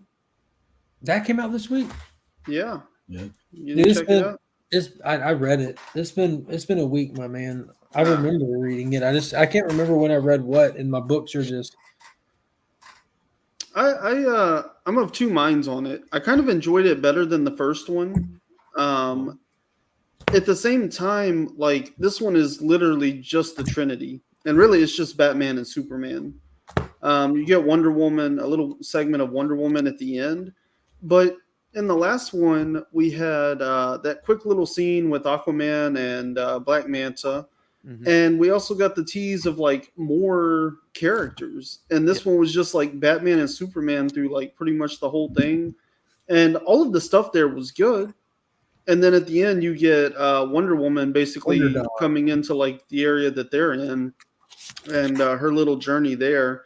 And so that was a cool scene as well. But it's like, where's our Flash? Where's a Green Lantern? Like, where's any of these other characters that have been teased? And that's the thing I didn't like, is that we didn't get any new characters. We didn't get anything super interesting there. But what we did get was good. I would argue even better than the first issue. Yeah, they need to. It's only 6 issues. They need to pace it up a little bit in that aspect. But that was also something that was if I remember correctly, one of your critiques with the first one was that with how much they were trying to put in it, it wasn't too much substance on any one of them. It was crammed. Mm-hmm. But yeah, they should have just brought them all together and just rushed that first issue, and then Yeah, I would have enjoyed it was all good. The fights were dynamic. The artwork was fantastic. Yeah. I thought the artwork was better. It felt a little more Daniel Warren Johnson than the first issue did. Which is ironic because he's not drawing any of it. I know, right? I like the stuff with Batman and the kid. Like, that was great. Oh, God, when the kid was trying to save him. Dude, that was... Yeah. He's like, and Batman's sitting there trash talking. He's like, and the kid, then it switches over because they can't understand each other. And switch over to the kid's like, I don't know what you're trying to say, but I won't leave you. I'm going to save you, Batman's like, get out of here. That heart, man. Yeah. That was awesome. Yeah. Yeah. Batman and the kid were awesome. I thought Superman and Batman were cool. Like, their interactions, it really lined up. And the stuff with Wonder Woman, the way she got involved in everything, like, that was cool, to see her like go all heroic moment, Mm-hmm. But yeah, I was hoping we were gonna like kind of get at least one scene with like the Flash or like a Green Lantern or something, and instead it was just pretty much straight those three, and we got Atrocitus and Giganta. Mm-hmm. And they introduced Atrocisaurus and Reverse Splashosaurus. Which sounds absolutely ridiculous when I say it out loud, I know. Yeah, but that should lead into Flash and Green Lantern, though. Mm-hmm. And we also get a little bit into the villainous plot here, because we're supposed to get Darkseid. Darkseid was in the original synopsis for this series coming out, and we are getting them taking all these humans and building this grotesque something that we saw that the Joker was with in that first issue. So it looks like they're taking them up to the mountain that spits fire and all that good stuff and building them into some kind of into something that we don't know what it is yet, but it looks very Jeepers Creepers-ish with all the bodies molded together, almost like a Geiger-ish, how the aliens like just plaster you onto stuff. But hopefully we'll get some of those auxiliary characters. I really do want to see more of that. Yeah. But yeah, this one was good. I think I actually rated it a little bit higher than the first one. Yeah, I enjoyed it. And speaking, just kind of sticking with Daniel Warren Johnson, because I remember that I read that. Do a Power Bomb has got to be my read of the week. Easily. That was a very, very good first issue. And I do want to point out, it had probably one of the best panel-to-panel transitions I've seen all year. So I think it takes the cake from that one issue of Nightwing that was just phenomenal. Back when he did the speech and the assassins came for him, but the Titans came and helped him out. Mm-hmm. I think it was Starfire that grabbed somebody and just pushed them up against the wall. And when you shift from the panel, they hit the wall. And actually, it was only that one panel where they actually crack the actual panel, so it gives you that feeling of that impact and everything. But Do a Power Bomb was phenomenal. Did y'all both read that? Yep. Yeah, that was my Pixar read of the week. I like that. Yeah, I put it on mine just because y'all talked about it so much coming out. So I had asked them to pull it for me. I haven't been up there to check to see that they did, but they're usually pretty good about it. Well, I definitely hope that you get one. It's going to guarantee it's going to be worth the ride. Chris, what do you think about it? I thought it was a fun book. I like the fact that they stayed away from. We got to see the locker room stuff. They stayed away from the whole that pro wrestling is scripted. They kind of just Daniel Warren Johnson just kind of left it like, well, whoever bests each other in the ring is going to be the winner. And I enjoyed it that way. I enjoyed the characters. I like that the fact that the mom came out and championed and the whole 9 yards, and like, okay, well, you can kind of get a flavor where it's going. I like the fact that Daniel Warren Johnson paid respect to the Hart family with the villain that takes out the mom and breaks her neck. I saw the irony tied into Owen Hart there, and because the Hart family is from Calgary, Alberta, and when they introduced the challenger to the character's mother, it was introduced as the big bad from Calgary, Alberta, and I like the fact that Yeah, that he played into the villain. He's like, what? A couple steps out of the locker room, he's like, cut my music off. You know, totally something you would see in today's Watch Out for the Train. And you know, I thought it was really cool that just the first 4 or 5 pages played into that, and I thought it was truly, you know, that type of wrestling that we all grew up with. You know, the over the top spectacle of everything, and then, you know, the Attitude Era with the Fed and going the mic work and everything. I thought that was good, and that, you know, that Daniel Warren Johnson had the mother take off with the match itself. And that then eventually the mother started losing a little bit. And I kind of thought, okay, well, maybe he's going to have her Hulk up, you know, and that in the end, she got taken up to the top rope for that move. And then the wrestler lost control and slipped, and she ended up falling and breaking her neck. I'm presuming broke her neck. Yeah, that whole moment was a huge turn in the book, because all that you mentioned going into the match, you have a female champion fighting a male who's twice her size, doing some dynamic hits, throwing over the rope. So in context of the book, you don't know how they're trying to portray wrestling. Is like you said, if it's scripted or if it's real. It looks like up until this point, wrestling is real. Like there's nothing scripted about this. They're actually fighting for the belt, for their family, for honor. She's fighting for her kid. Until she fell. But his foot slips and he drops on accident, and she breaks her neck. And immediately they drop kayfabe, they drop the act, like, oh my God, it was an accident. And he pulls back, yeah. Yeah, then as you're reading it, goosebumps just spread up. You're like, oh, this just got actually real. Like I thought it was real. I thought they were really fighting, but no, like life just happened. Right. And like this little girl's whole world changes right there in front of your eyes. And she's sitting there with her uncle, who's like trying to figure out how to even, do I run in the ring? Do I like, it's like, it's fine. It'll be okay. Your mom will be fine. And you see EMTs running in, the whole play out. You're like, this, where are they going with this? Like that was intense, that whole scene. Right. And I enjoyed that.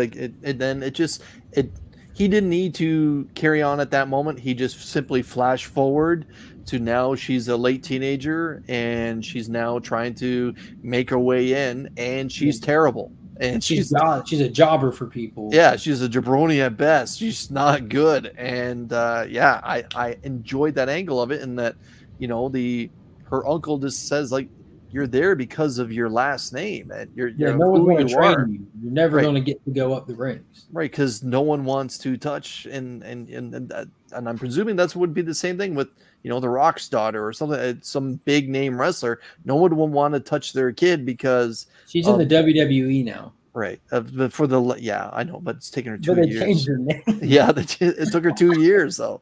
But yeah, I'm just saying, like, I thought it was really cool, and then obviously we had DWJ be exactly who he is, where then now she gets to meet a necromancer is that how you it's a wrestling fan necromancer, right? He watched her mom die on TV. Yeah, he watched her die on TV, and then he's been watching her as she's growing up, and we find out that no one will train her because they pretty much, her dad has gone to everybody and they promised her dad that they won't train her.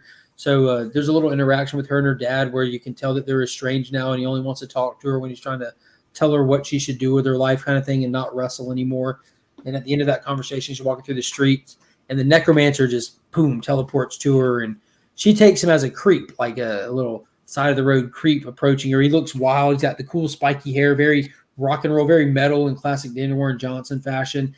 And she thinks he's just a weirdo and tries to get away, and he teleports her to his place, which is somewhere we don't know. It's definitely somewhere mystical, and atop a mountain is a wrestling ring, and he has now invited her to wrestle on the grandest stage there is. And that's where it kind of leaves us hanging. I'm like, dude, that had everything. It had heartbreak, a little intrigue. It had struggle. Then it hits us with the off the wall wild twist that we knew was coming.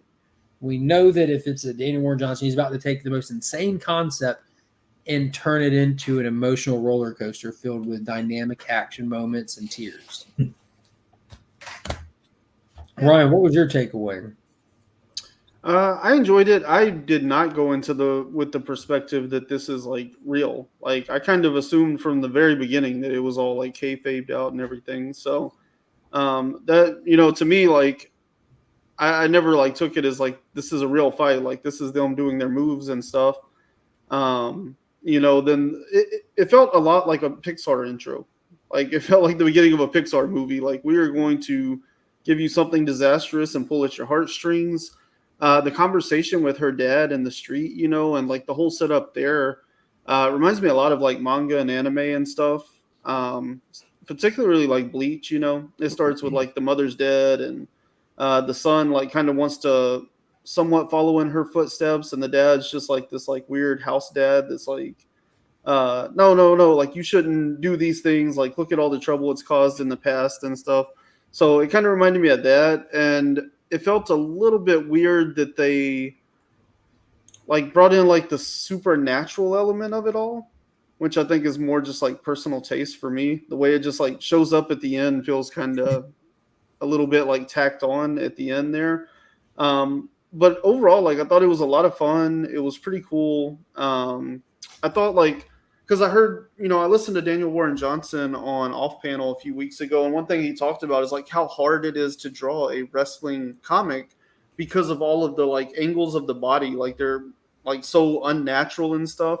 And then he tried to double down with that by drawing like those fisheye angles and stuff. Like whenever they show from the floor and like the ring is up here and you have like the audience over here and stuff. Cobra Kai doing the backflip through the air. Yeah. He's That like, was those were like some of the most challenging things I've ever drawn, like that and Beta Ray Bill, the horse head thing. He's like, these two things are just impossible to draw.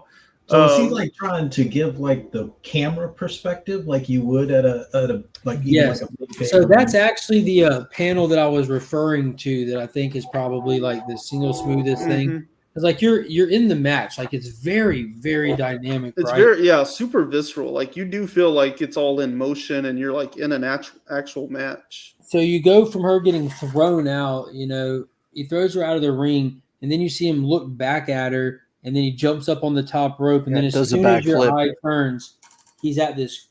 It's just right where your eye goes to the top of the page, because that's the natural first place your eye looks, and you're on him. But then you get this sense that you're on the ground looking up at him, and like, it was just such a smooth like upturn. Like, dude, that was nuts. It was so good. And he's doing a backflip of all things, like you said, that fish eye and everything. And like that crazy bend and like that distortion and everything. Like, that is an insane piece of artwork there. Right. And she's there looking up at him too.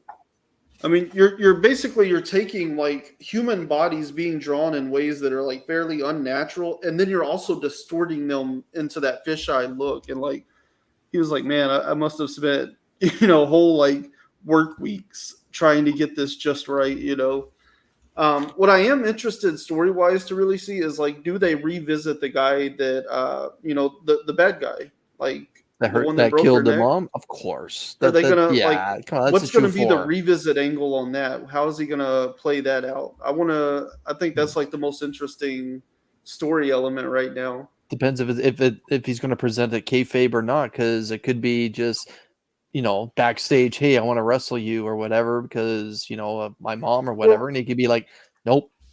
Oh no, I think it should go deeper I don't than want that. to revisit. I think we should get like some Chris Benoit stuff, Not quite to that extreme, but just like dealing with the psychology of accidentally murdering somebody, like that has got to wreck you and to like take your whole career, and like what has become of him since then, and like does he get a redemption arc? How interesting would that be, What if they come up alongside each other and you're getting like this old timer trying to like make one last turn of everything, but he's also dealing with the what if he trained the psychosis of what if he's the one tasked with training her? He made the cover even of the issue 1. Yeah. Right. Like I think there's a lot to dig into there as well, So I'm interested. I think it's going to be a great series. It wasn't like my overall read of the week, but I thought it was really good. And I think maybe if I was into wrestling more and stuff, it might have gripped me a little bit better. But I'm thinking that series it was mostly just like, vibes. Oh yeah, definitely. Like pacing and everything. Like, bro, you remember how that cyborg Falcon Man showed up out of left field, and before you could even get a bearing on why is there a cyborg Falcon Man here with a guitar, here comes a monster, and like, dude, just buckle up. Right? Yeah. All just strap in. You're along for a ride now. Let's go. Yeah. The roller coaster just dropped. Yeah. Yeah. I'm excited to see where this goes. I think, there was a ton packed into this first issue to really dig into without making it feel like a bogged down exposition dump kind of read,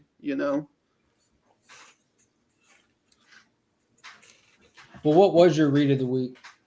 Man, dude, I actually wasn't even planning on reading this one, but A Calculated Man really caught me off guard. I was surprised at how truly good it was. It's just a really great setup. Basically, you have a guy that he's synthetic and he has an eidetic memory, and he does this based on math. So like he's just like this extremely genius level mathematician. And so he can remember exactly what's going on anywhere, any place at any given time mathematically. So basically he's like running algorithms in his head all the time. And the one thing he cannot do, though, is tell a lie. And this issue, you kind of get him Breaking Bad, right? Because he was an accountant for like the mob. There was like these two big mob groups. And so like he's like the accountant for one side of them.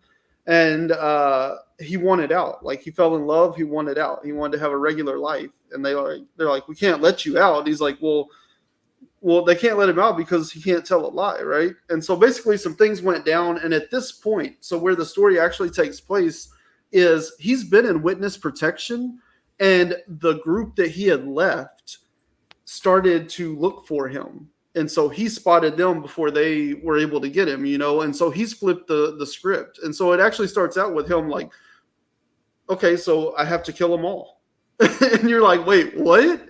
And then it like goes, and he's got like one of the mob, like one of the made men from the mob in his trunk tied up. And he's like, yeah, I got to kill them all. Like, that's the only way this works out. And then you like kind of get all this stuff about how he was an accountant and he's ended up in witness protection, but now they found out where he was at and they're trying to come and clean up. And he like breaks the whole story down. Like, it's really good. I think like Fisher Stevens, like in the 90s or something, would have been great for this role if it was on TV or something.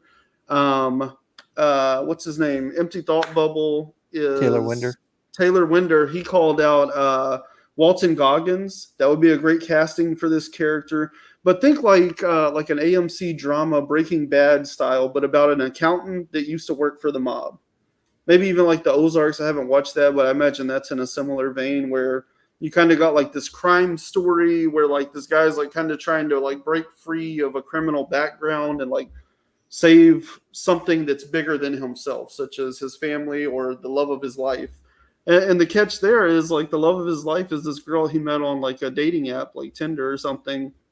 And they haven't even met in person. But remember, he cannot tell a lie. He always tells the truth. And so he's on this dating app, and like the end of the book is basically like a bunch of cell phones of him on this Tinder dating app thing, like talking to different girls. And like the conversations are absolutely hilarious. But you see how he ended up with the girl that he ended up with, that he's like trying to kind of like break clean to go meet and like actually meet up with, because he tells her the truth. He's like, yeah, basically I was an accountant for the mob, and she thinks they're role playing. And so she's like, ooh, a bad boy. I like this. It's like, it's so well done, man. Like that first book was really good. I hope the rest of the series is as good, but it just like caught me off guard, and it's extremely well done for a first issue setup.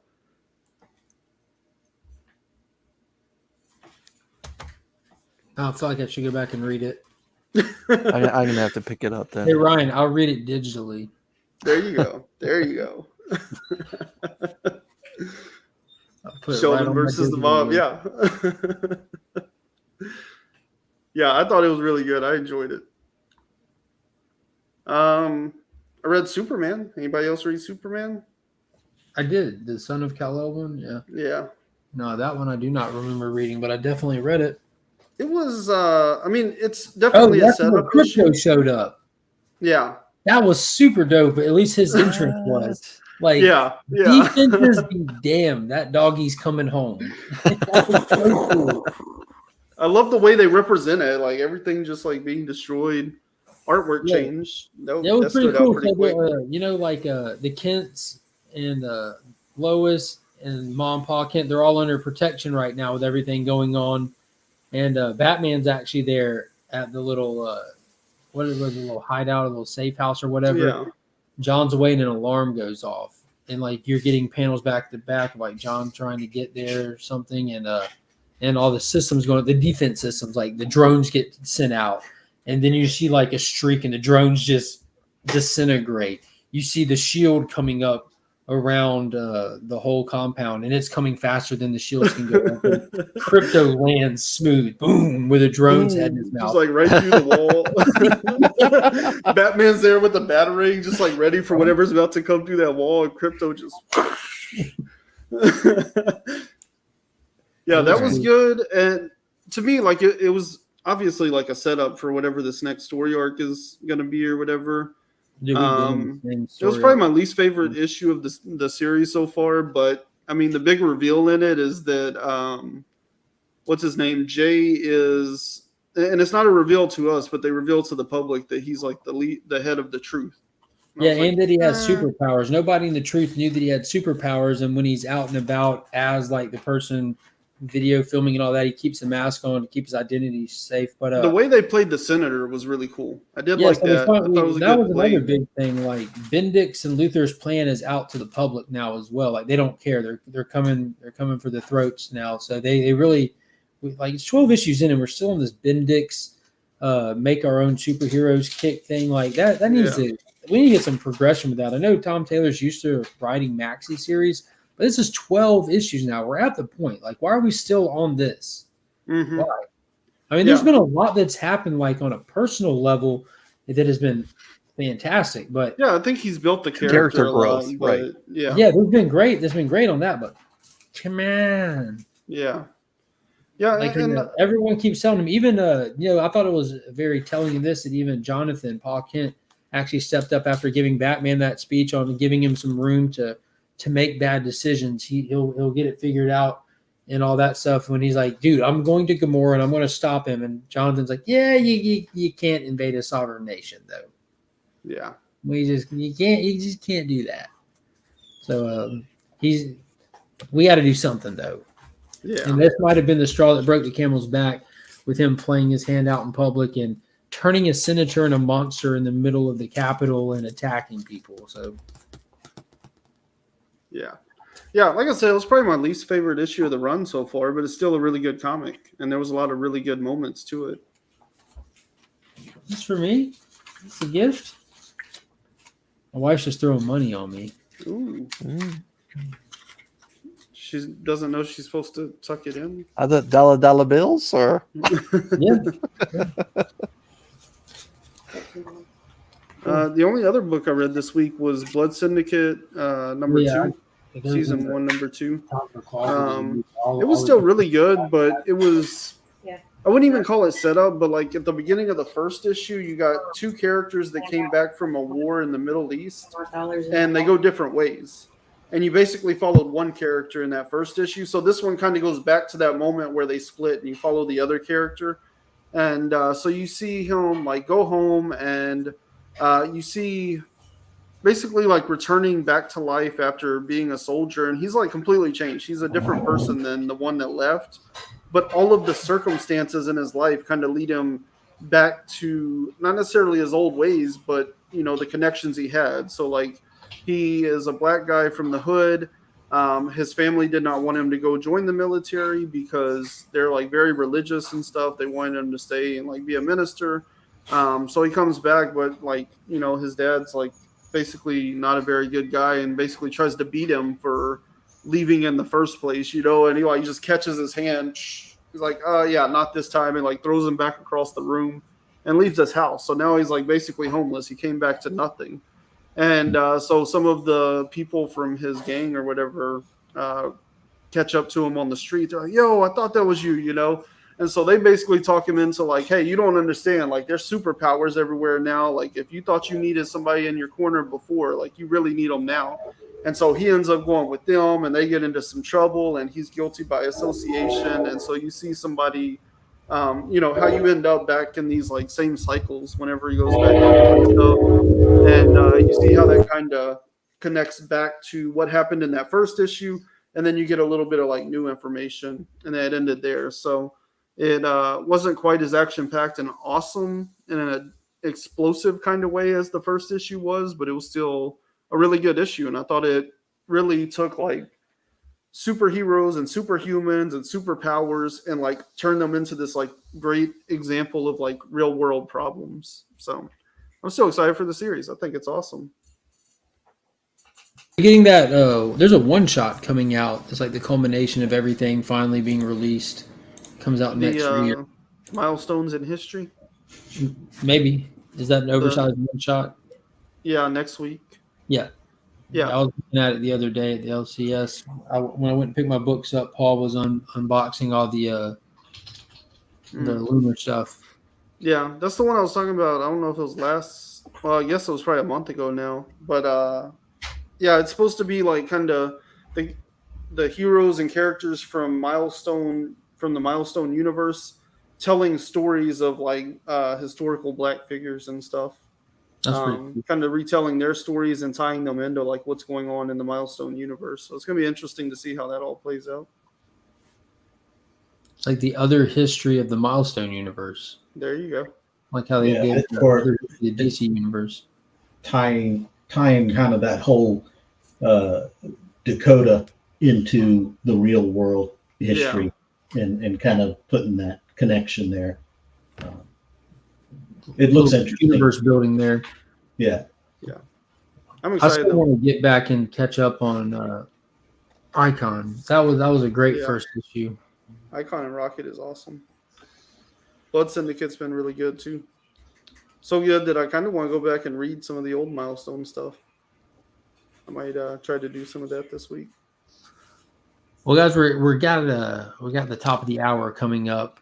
So I'm getting ready to wrap it up. You got anything else you want to hit on or touch on? I know we didn't dive into too many books. Chris, what are you thinking? I can smell you thinking. Captain America, Sentinel of Liberty, #1.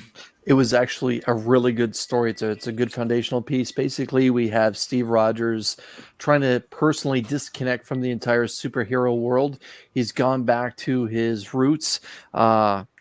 He's gone back to his home, basically the apartment building that he grew up in as a kid before the whole serum happened and everything. And he's moved into the apartment that his mom raised him up in, just to disconnect. He wants to try and develop some new friends. So you see Steve go to like an evening art class, and he's making new friends and stuff like that. Some people recognize him, some people don't. And he's totally disconnected. However, he does realize what he is in the face of the United States.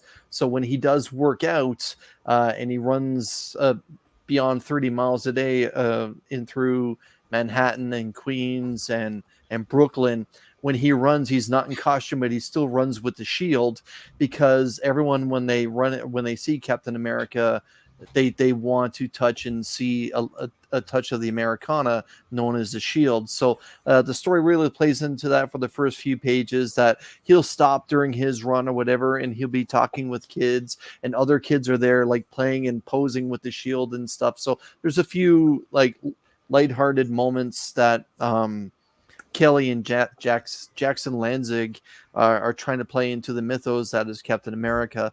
And you get to see that he's kind of stepped back, even away from technology, and he's gone back to just working with a ham radio, and he's talking to a group of friends via that medium. So they realize, well, one night while they're talking, there's someone in the background saying a bunch of numbers. So then Cap decides to tell his friends that he's speaking with, like, we need to figure out what those numbers are about. And Cap himself realizes, while some of his other friends are trying to decipher what the numbers are, that it's supposed to be an attack on New York City on the 4th of July. So then flash forward a little bit to the 4th of July. Over Times Square, you see Cap in full uniform with the shield, along with the Winter Soldier. And you see the two of them discussing that the Winter Soldier is not the Winter Soldier anymore, even though that's what he looks like. He's back to being Bucky. And Cap is overlooking the city, and just basically he's gone back into full Captain America mode. Not my city, not on this day. And that's when one of the first bad guys shows up, and blah blah blah. Long story short, Cap and Buck take down the bad guy, and the bad guy basically says, like, you need to realize, as he's dying, says to Cap, you need to realize that what's happening here is this is about the Shield. We're trying to make you aware of the negativity surrounding the Shield. So the book basically ends with Cap, like thinking about what the Shield represents and where it was before he got the Shield. And we saw a little bit of the origin of the Shield, where we saw an African American actually pounding out and creating the Shield himself. And then the story ends with the Winter Soldier actually crossing off one of the 6 things that's supposed to be happening within New York City. So it looks like Cap brought down what the Winter Soldier was actually trying to do, and that the Winter Soldier is in fact not Buck, but still is the Winter Soldier and has other plans, and that he actually might end up being, the villain behind everything that's happening. This was the best Captain America book that I've read in a very long time. And Mark, as you know, I read the last volume of Captain America before we had Hossy Coates. Right. I read that and I didn't like it. I was hoping it would be at the same level of Al Ewing's The Immortal Hulk, where we just take a character and put them outside their normal wheelhouse and see what happens. It was just the cover artwork that carried that comic line. Sadly, it did have moments, don't get me wrong, but this book in particular I thought was better than that series, and was better than the mini series that was actually well received, where we had Falcon and Cap crossing over America, visiting different communities that had their own miniature Captain America to help police everything that was going on there. This was a very good foundational piece. I hope they build off of it. The interior artwork is beautiful to look at, and I have a soft spot for Captain America. I have a soft spot for Superman. But, we've always been, the three of us have been saying we need Superman needs a good writer to salvage the character. We have that right now in Action Comics. I'm hoping that these two, Kelly and Lanzig, can move forward with Cap and try and promote the character up a little bit and have a good story for Cap, something that I can talk about in December. When we talk about what's our favorite storylines that we read, I want this one to be there. Desperately, I want it. But, we often see when you have two writers at the helm, it doesn't really work out that well. At least with superhero books like Ron V and Al Ewing handling Venom right now, it doesn't seem to be going that well. But, we'll see. I thought it was off to a good start. Grimm 2, I also read. Nice, solid continuation of issue number 1. I'm hoping that it grows from there. We get to see something that might be the Grim Reaper at the beginning of that story down in Mexico for the celebration of Halloween that happens down there. And the Grim Reaper just basically wipes out an entire village. And it seems like the Grim Reaper is off, because the Grim Reaper is supposed to just show up and take someone singularly on its third time, but the Grim Reaper actually wipes out an entire community. And then it flashes back, or the story then flashes back to where Jessica in the first issue had lost her scythe with someone that had ran away because he couldn't handle death. And we saw that she fractured somehow from the spiritual world into the human world. Basically, she's brought back to the department that handles all the Reapers. And she gets in trouble and has her sight taken away from her, because she's now temporarily under suspension while they investigate how in the world did she cross over from one plane to the other and then back again. And it was a good continuation. I'm going to pick up issue number 3. Apparently there's some specs behind it now, I'm hearing a little bit. So if any of you can go back and grab issue number 1, or I guess the 2 printings that have happened since, you may want to do it. It's not Something Is Killing the Children. Comic Tom was saying this could be the next Something Is Killing the Children. It is not the next Something Is Killing the Children. What is? Don't nothing right now. But but, no, I'm just saying. I'm just saying Something Is Killing the Children started off like a freight train through the first 2 issues. These 2 issues are not off like a freight train. It's just a nice dramatic comic book at this point. And what else? Seven Sons. God. I've heard nothing but odd stuff about that. No detail. This is just weird. Basically, it's kind of a world kind of similar. I shouldn't say similar, but if you set if you're going to accept the concept of Watchmen, where you had President Nixon as a hero president and had multiple baby terms. Jesus? Yeah. So basically, what happens here is President Carter has had 2 terms, and America has accepted 7 brand new saviors, Christ-like people that have somehow taken over America, and This got weird quick. there's Real quick. there's I a told you, group wow, there's right? there's a group, I don't want to say Muslims, but they're like champions of Muhammad that have now assassinated in the last month or so 6 of the 7 sons, and the 7th son is now risen almost like to Christ-like properties, and everyone has accepted this man because he's the one that's made it. He's the one that survived as their personal savior.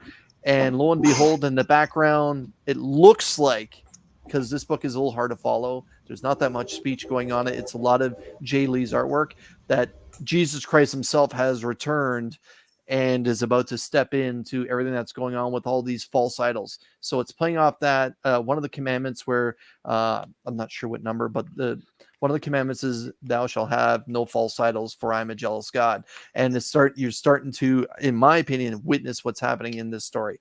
I don't know if I'll pick up book 2. This one was hard to follow. I tried to stay away from faith-based books. That's why I gave up on The Way of X. But visually, Jay Lee, it was really good. Twig 2, again. I'd put that last book. I'd put that back real quick. Yeah, it's not going to be my flavor. Right, not my flavor. What happened? I read the first one and I thought it was trash. What happened in the second one? It's Twig 2 was last week. Yeah, was it last week? Yeah, it was. Like I said, they only introduced one new character in that second issue, and it was pretty much more the same. Like, it just doesn't feel like it's getting where I want it to be at all. Like, I wanted to explore the world, and instead it was just kind of like, oh yeah, they broke this thing, so here's a new character that can fix it. Right, a little bit of a rat race. Yeah, and of course, like, he can't actually fix it. Yeah, it's I don't feel it's off to a good start the way You Love Me in the Dark went off, because I really enjoyed that story. I get total different world, total different setup, but from each issue, there was a progression. You got to see a little bit more and more and more with the Me You Love in the Dark, with that artist and the ghost that was inhabiting that house. This one is, like Ryan said, it felt like kind of just there wasn't much world building. There wasn't much world building. They met these little creatures, like, so much to do there, right? Like, these little creatures walk up, it's like, oh, they're gonna kill them, and then the other thing like shows up, is like, ooh, and they like run away, and then like you don't find out anything about those creatures. Like, there's your world building, and you just like don't find out anything. Wonder Woman 788. It's weak. One of the weaker ones I've read in a while. Clooney can do a lot better. And Iron Man 20, Cantwell again is actually doing pretty good with this third arc that's going on right now with Iron Man. That's it. That's all. When do they get into a second arc? They went 16 issues in one arc, and that failed. Yeah. So now that he's back on Earth, he's back into the normal suit. Now they're down to like 2-issue arcs. Dude, I was like you mentioned when we talked about it, like, I was so pumped for that, because again, I love these Marvel characters. I just can't find books that really speak to me these days. And when I saw that they were going to be getting Iron Man, quote unquote, back to the nuts and bolts, and they got Alex Ross to do the covers, like, they're going with the Immortal formula, just take him back down to a simplistic origins and twist the story from there. And cosmic. The longest drawn out Korvac story I've ever seen. The art was fantastic. There's some weird stuff going on with hell. It was just, the pacing was bad. They did get like my hopes up when they brought in like the Scarlet Spider and Frogman. I'm like, dude, we got a hodgepodge team. I'm in. And then I'm like, you're not doing anything with them. No, they're just present. Give me more of them standing in a room trying to figure out how to have a conversation with each other. You know what I mean? Like that was good when they first brought him in. I'm like, dude, this is about to be really fun. And then it wasn't. Yeah. Like the way But you those express that covers always disappointment. make you want to get them just for the covers. My God, they are beautiful.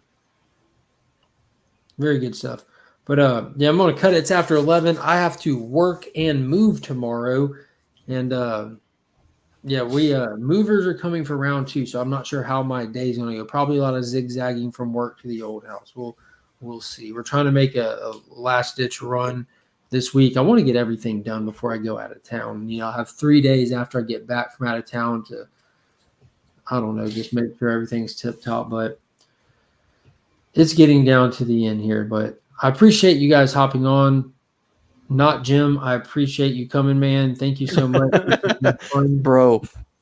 And most importantly, I do want to give a big thank you to the rare appearance of combative Chris that we saw tonight. That was Nice. It's like once a season. That's about it. Takes a lot out of you. Once It a season. does. I gotta go sleep for 2 or 3 weeks now. That's still there. Yeah. And listen, you can just, if you ever want to have Jim on, just hit me up.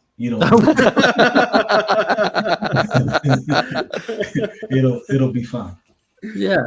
So I appreciate you. I appreciate you letting me jump on. And hang Yeah, I out with you. appreciate you coming. But yeah, that's going to be it for tonight. Content, blah, blah, blah. Subscribe. Ultimate Fallout 4. And until next time, as always, we are Legion.